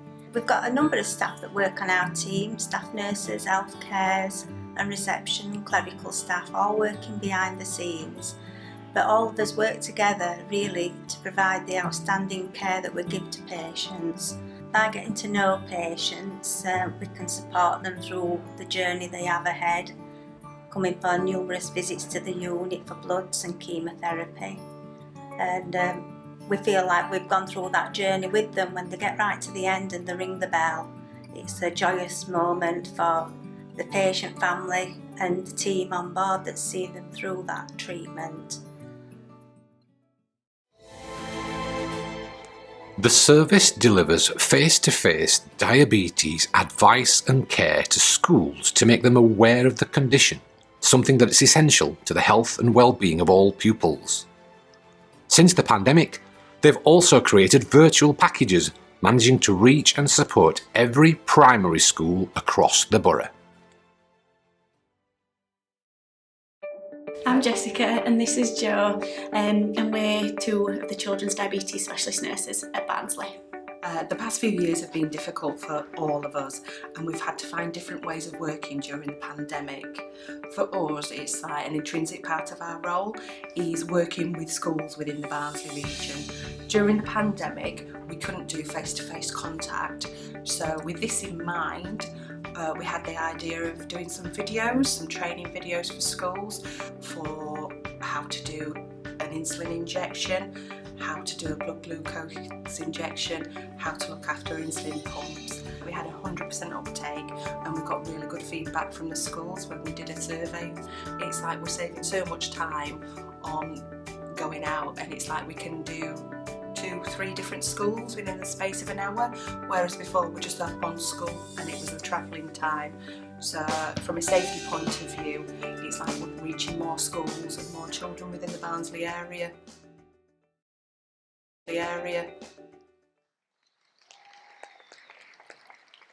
What a category.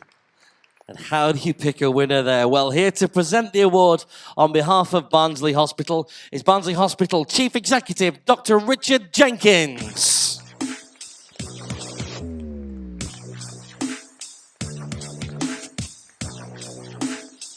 Good evening, Richard. Thank you for joining us. So, are you ready to make some noise for the winner of the Hospital Hero Award? Beryl Fairclough.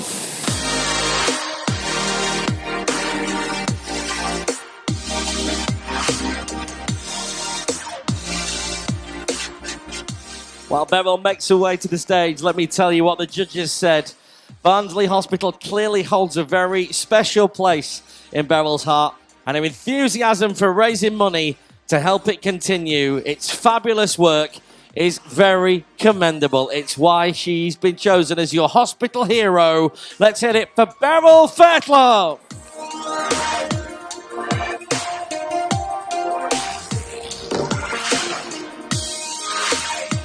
Keep that round of applause coming.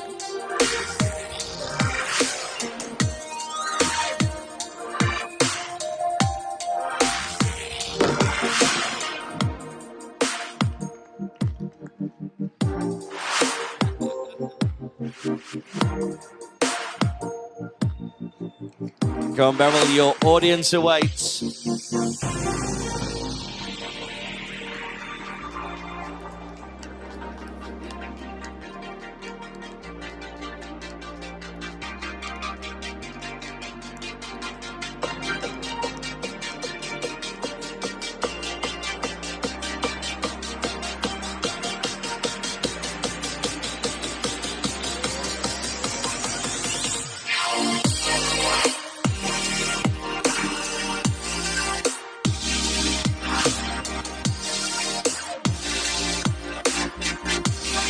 Ladies and gentlemen, what a tough category. Your hospital hero, Beryl Fairclough. Wow. Okay, nearing the end of the evening now as we move on to our 16th award, which is Community Hero. Now, this award reflects the sheer diversity of people who have served the community, often for many, many, many years. It's sponsored by Smart Door Solutions, a company who 9 years ago were winners of a Proud of Barnsley award themselves. Now, the company won the Startup Business Award and has gone from strength to strength since, now employing a workforce of more than 20 people. The company prides itself on good, old-fashioned customer service and believes this has been the platform for its growth. So, let's take a look at the nominees. Community Hero. The finalists are Henrik Maciak, Mark Crossley, Erica Hart.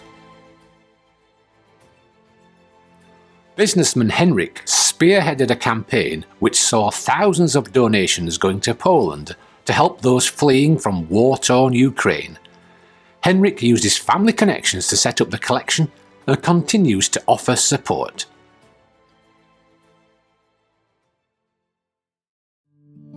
My name's Henrik Matiszak, and I started this. I had an idea. Ukraine had been invaded by Russia on the Thursday, and I was watching it on TV, and I was really, really angry. And I wanted to kind of go and fight, but I was obviously stopped for doing that, but I didn't. So I thought, what else can I do? One of the people who I asked to help or offered his help runs a company, and the Polish lorries were coming over and delivering to him. And he said, could they help by taking some stuff back? Well, there is a cost to that, but they stood that cost for the first 3 lorries. And we paid for 3 lorries, and then we had 3 sponsors that paid for 3 lorries. So we've done 9 lorries in total, with about 170 tons of goods. We've delivered hospital beds to Lviv, incubators, wheelchairs, all the medical stuff, medicines. The second phase is where we want to buy some ambulances. The people of Barnsley have been absolutely awesome. You realise how many people there are that want to help, and they've got kind hearts. Former footballer Mark has teamed up with several former players to raise money for worthy causes and boost awareness of mental health issues. He took up walking during lockdown, filming his journeys and sharing them on social media. They morphed into the Walking and Talking Charity Hikes Watch, a non-profit organisation featuring several retired pro footballers, among them ex-Red John Parkin and Hull City legend Dean Windass. I was in the football industry for 33 years. I got the sack for the first time on January the 2nd, 2020, and I struggled from coming out of football with my own mental health. My father was diagnosed with cancer around about the same time, so having been in the game for 33 years and it stopped overnight, and I knew there were lots of other football players that were doing the same. So I became the chairman of the Watch, and Watch stands for Walking and Talking Charity Hikes. I decided to get a group of ex-footballers together who had been quite open about their own mental health struggles. So we did a coast-to-coast walk, all the footballers. We've just completed the 3 peaks as well. We've made 13 donations to small mental health charities. I can just see the benefits that it's actually making. So we've made 13 donations, as I said, so far, and it's just ongoing, and it's just growing, and it's going from strength to strength. Hundreds of dog owners owe drone pilot Erica a huge debt of gratitude of helping them find their missing pets. Erica, a qualified drone pilot, travels miles and goes out in all weathers using her skills and equipment, and has so far rescued more than 200 missing dogs. I first started flying model aircraft probably 7 years ago on my local flying field at Doncaster. Then drones come onto the scene. I went to the local park just by myself, practicing. A bloke come and approached me, says my dog's gone missing. So I went out, put the drone up, found the dog within 5 minutes, and it went from there. Just a simple video on Facebook. It's just snowballed from there. I found 234 dogs now in 4 years. Obviously, unfortunately, they aren't all made it home because they've been a victim to the road or the railway lines. But the dogs I have found, it's like winning lottery, just seeing that owner's face. It's priceless. And seeing a dog run across a field and knowing I've got that dog and it's going to be home tonight, not out in that rain and that cold. Till you've been there and seen it, it's priceless. It is absolutely priceless. Wow. So our Community Hero Award tonight, presenting the award for Smart Door Solutions, is Lee Steele.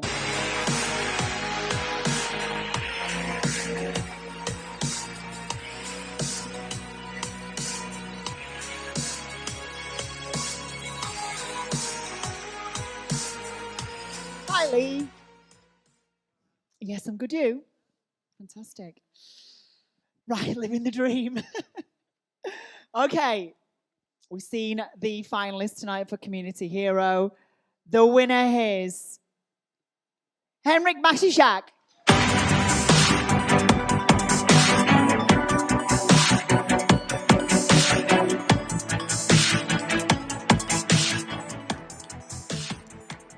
Now, the world, of course, was appalled by the invasion of Ukraine, but unlike most of us, Henrik decided he just had to do something himself. He didn't wait for others.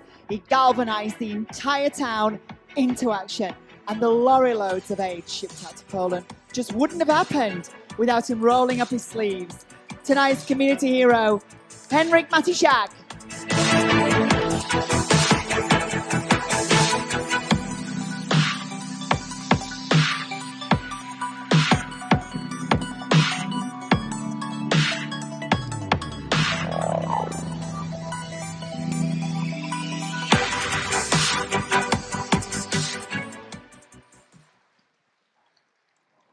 Well, what a night it's been. This brings us now to our penultimate award tonight. And this is the award for Community Group of the Year. This category reflects the growing importance of community groups, often run entirely by volunteers who offer invaluable help. They offer advice and support to people who really need it. Let's see who made the shortlist for 2022. Community Group. The finalists are Uniform Fairy, Liam Jones Legacy, Worsborough Community Pantry. This community group has eased pressure on hundreds of hard-hit families by collecting, repairing and recycling pre-loved school uniforms and distributing them at drop-in sessions across the Dearn. So I'm Vicky and this is Gemma, and together we are the Uniform Fairy. The Uniform Fairy started July 21, and it's because I took my then 8-year-old son to Tesco to get his school uniform. I bought him all the basics, no brandings, without a coat, shoes and a bag, and it all came to £70. I thought this is silly, and then I went home and I looked in my drawer from the year before and he'd outgrown all the uniform that he'd not used through COVID. So I thought, I wonder if I put a little notice out saying, if I ask for your uniform, would you give it to me? If I want to fix it, clean it, hand it back. And everybody started helping and handing in the uniform. So we get the clothes and then we organise them and then we hand them out. And one of the most nicest things is to see the children actually come in and pick their own clothes and get all excited or new shoes. Anything that we don't use or is stained or is past fixable, we put into the bin at the Salvation Army, which then they weigh in, which then they get the money for that, and it gets recycled. A community Facebook page created to support people with mental health issues in memory of a friend who took his own life has worked tirelessly to help and signpost mental health sufferers to much needed support services in the hope of saving lives. So we set up Liam Jones Legacy when Liam took his own life at 24. We originally just wanted to be a Facebook page that signposted all relevant services, such as Andy's Man Club, Tads for Children, Samaritans Barnsley, all that kind of thing. And after about a week or so, we were approached by Mind Matters Training that said basically they thought it were brilliant and wanted to help. So they paid for us and the rest of our team to go on courses to be actual mental health first aiders. And we did the ASSIST training, which is suicide intervention skills, which gives us the knowledge and skills to actually talk people down from suicide at crisis point. And from there it just really took off. We've done fundraising nights where we expand the players to raise funds, and all our fundraising cash that we use is then donated to, again, places like Samaritans and these Man Clubs. Yeah, there's people been in touch that are interested in doing the mental health, so we've paid for their training. If anyone does drop us a message via Facebook page, we might not be able to help ourselves, but we can always put them in contact with someone that we then use our resources to get them the help that that individual needs. The pantry has been operating for close to 2 years and has supported hundreds of families and individuals across the community to access low-cost and good quality food. The pantry is led by volunteers and is built on foundations of love and care, which is seen in its truest form in the volunteers who run it. Westbury Community Pantry first opened its doors in November 2020 during the COVID pandemic. It came following conversations with the trustees of Westbury Community Church, who were really keen to reach out to the local community and offer support in some way.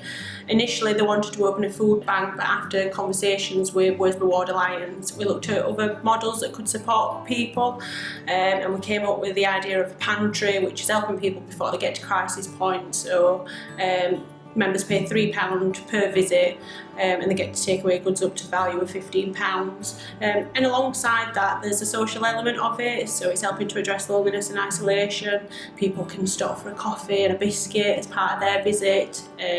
We also offer signposting services, so if they are dealing with other issues in their life that they need a little bit of support with, the volunteers and church members know about other organisations that can provide that support and signpost them on.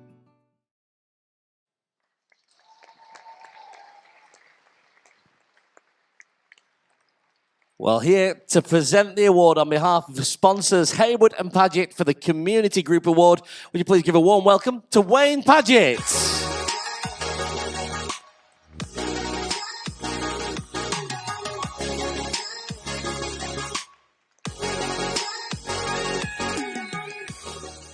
So, the winner of the Community Group Award here at the Proud of Barnsley Awards, it's Liam Jones' Legacy.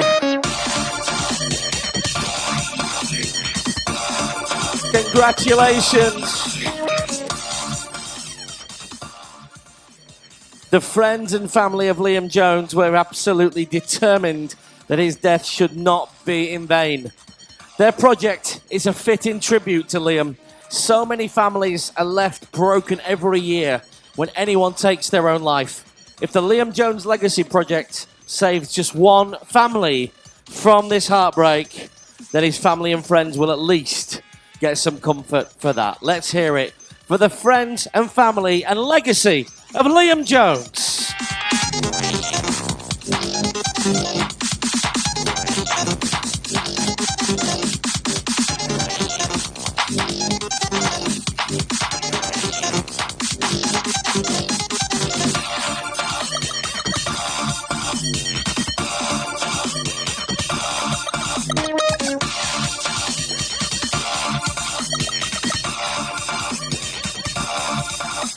Absolutely incredible. Let's hit it one more time for your community group winner, the legacy of Liam Jones tonight.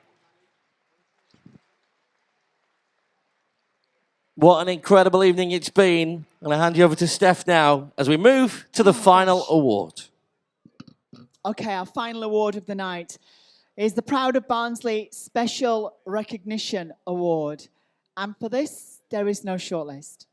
It's an award launched to honour someone who has contributed so much to Barnsley. Previous winners have included child safety campaigner Claire Throssell, renowned Egyptologist Professor Joan Fletcher, Barnsley Youth Choir founder Matt Wright, Olympian Dorothy Hyman, Oakwell legend Barry Murphy and Bobby Hassel, and actors Catherine Kelly and Sean Dooley. So tonight's winner is, of course, in very good company. The award is sponsored by Best Solicitors, a legal practice that is committed to providing access to justice and bringing a personal, professional service to the people of Barnsley.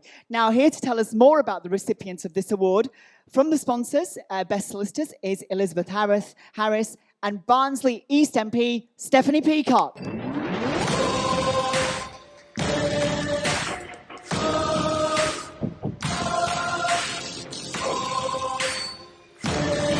What a wonderful evening it has been. The recipient of this year's Special Recognition Award has quite literally proven to be one of life's real fighters. He was given the most grim diagnosis by medical experts almost 2 decades ago. They told him he faced spending the rest of his life in a wheelchair, and probably wouldn't live more than a decade. The diagnosis that he was suffering from an aggressive form of spine cancer would have been enough to crush most people. But he made a conscious decision that he still had plenty to live for and fight for, and instead of accepting what the doctors told him, he prepared himself for the fight of his life. Almost 20 years on, he's still here, and earlier this year celebrated his 60th birthday, a milestone that in his darker moments he must never have thought he'd live to see. But the doctors certainly hadn't factored in this man's resilience, strength, and determination. For more than 3 decades, he has been at the centre of his community and has helped hundreds of youngsters, teaching them discipline, a healthy lifestyle, and self-defence. He takes up his own personal chair in his boxing gym, encouraging young boxers to try to be the best they can be. It's a huge part of what keeps him going. His personality and devotion has helped him to form lifelong bonds with generations of young people who credit him with putting and keeping them on the straight and narrow. 3 times a week, he will be overseeing training at his gym and has dozens of youngsters ready to run through brick walls for him. He has also taken a number of boxers to an elite level, bringing countless titles back to their Brampton base, and earlier this year, in this very venue, promoted his 100th amateur boxing show. These shows provide young people with a chance to shine and show off their skills, all honed under his watchful eye. A devoted family man, he is a husband, a father of 3, and a grandfather to 7 boys who all describe him quite simply as the most remarkable of men. So let's find out more about tonight's winner from the people who know him better than anyone.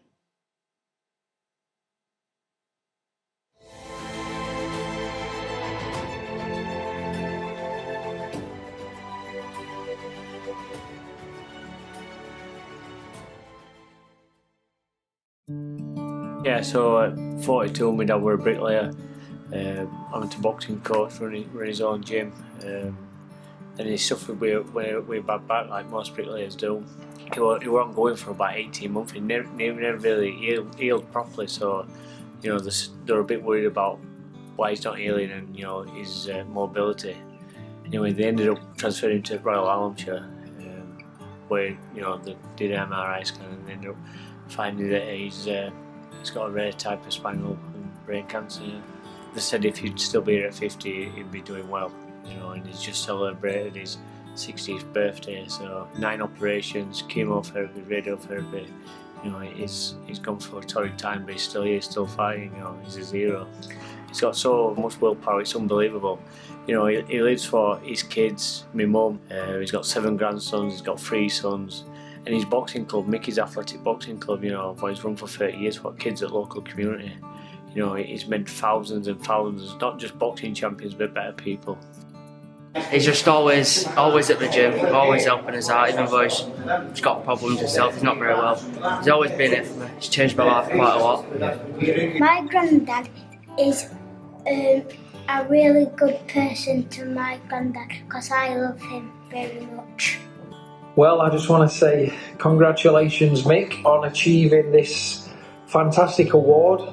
Many years you gave to boxing, and what people don't see is the backbone of these amateur clubs, where kids have a safe environment, off the streets.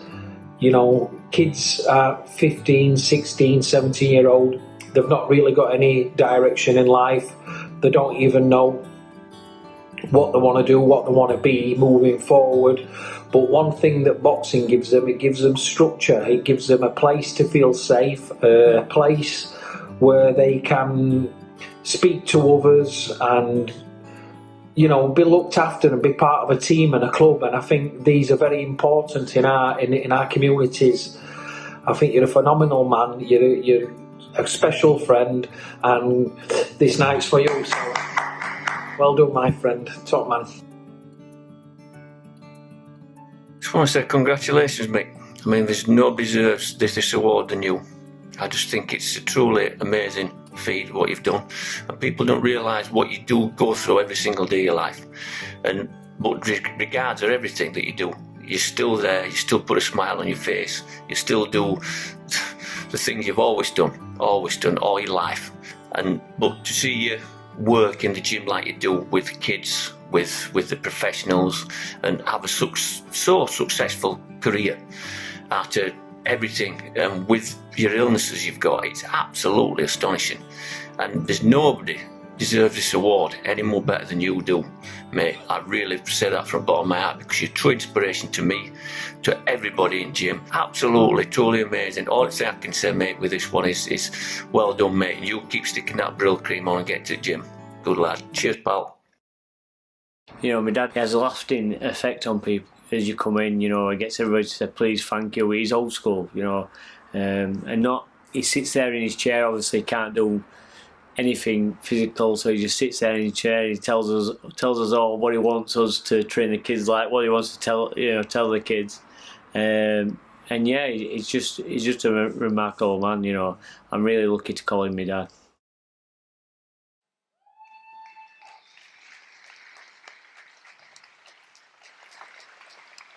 Ladies and gentlemen, please be upstanding and please welcome another very worthy recipient of the Proud of Barnsley Special Recognition Award, Mick Whale.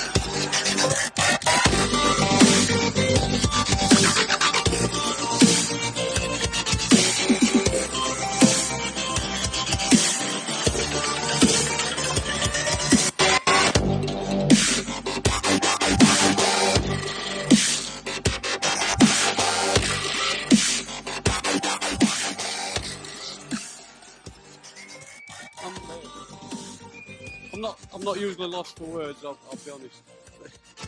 I thought I was coming tonight to watch Josh give an award out. I'm speechless, honestly.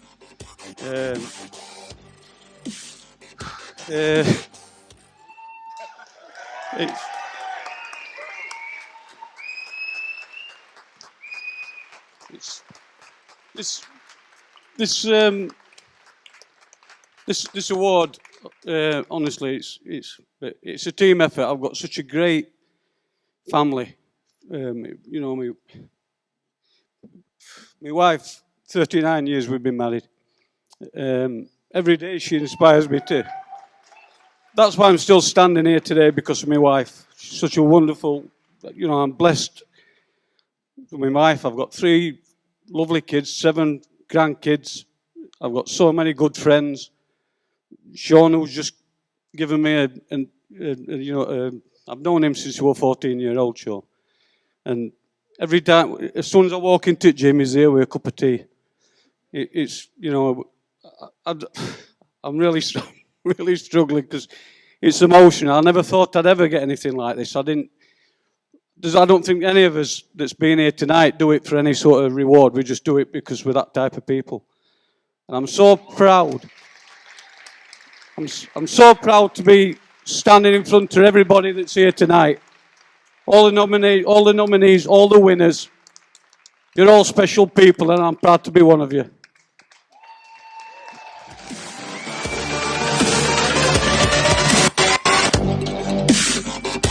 Mick, we echo your words. Absolutely.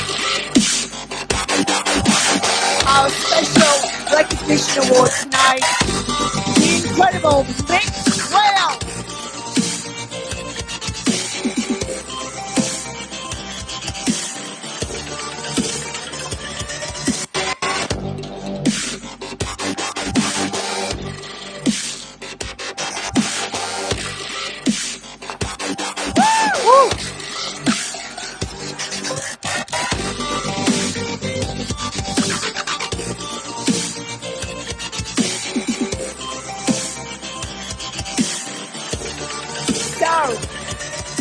Proud of Barnsley 2022 gosh, fingers crossed we'll see you here in 2023.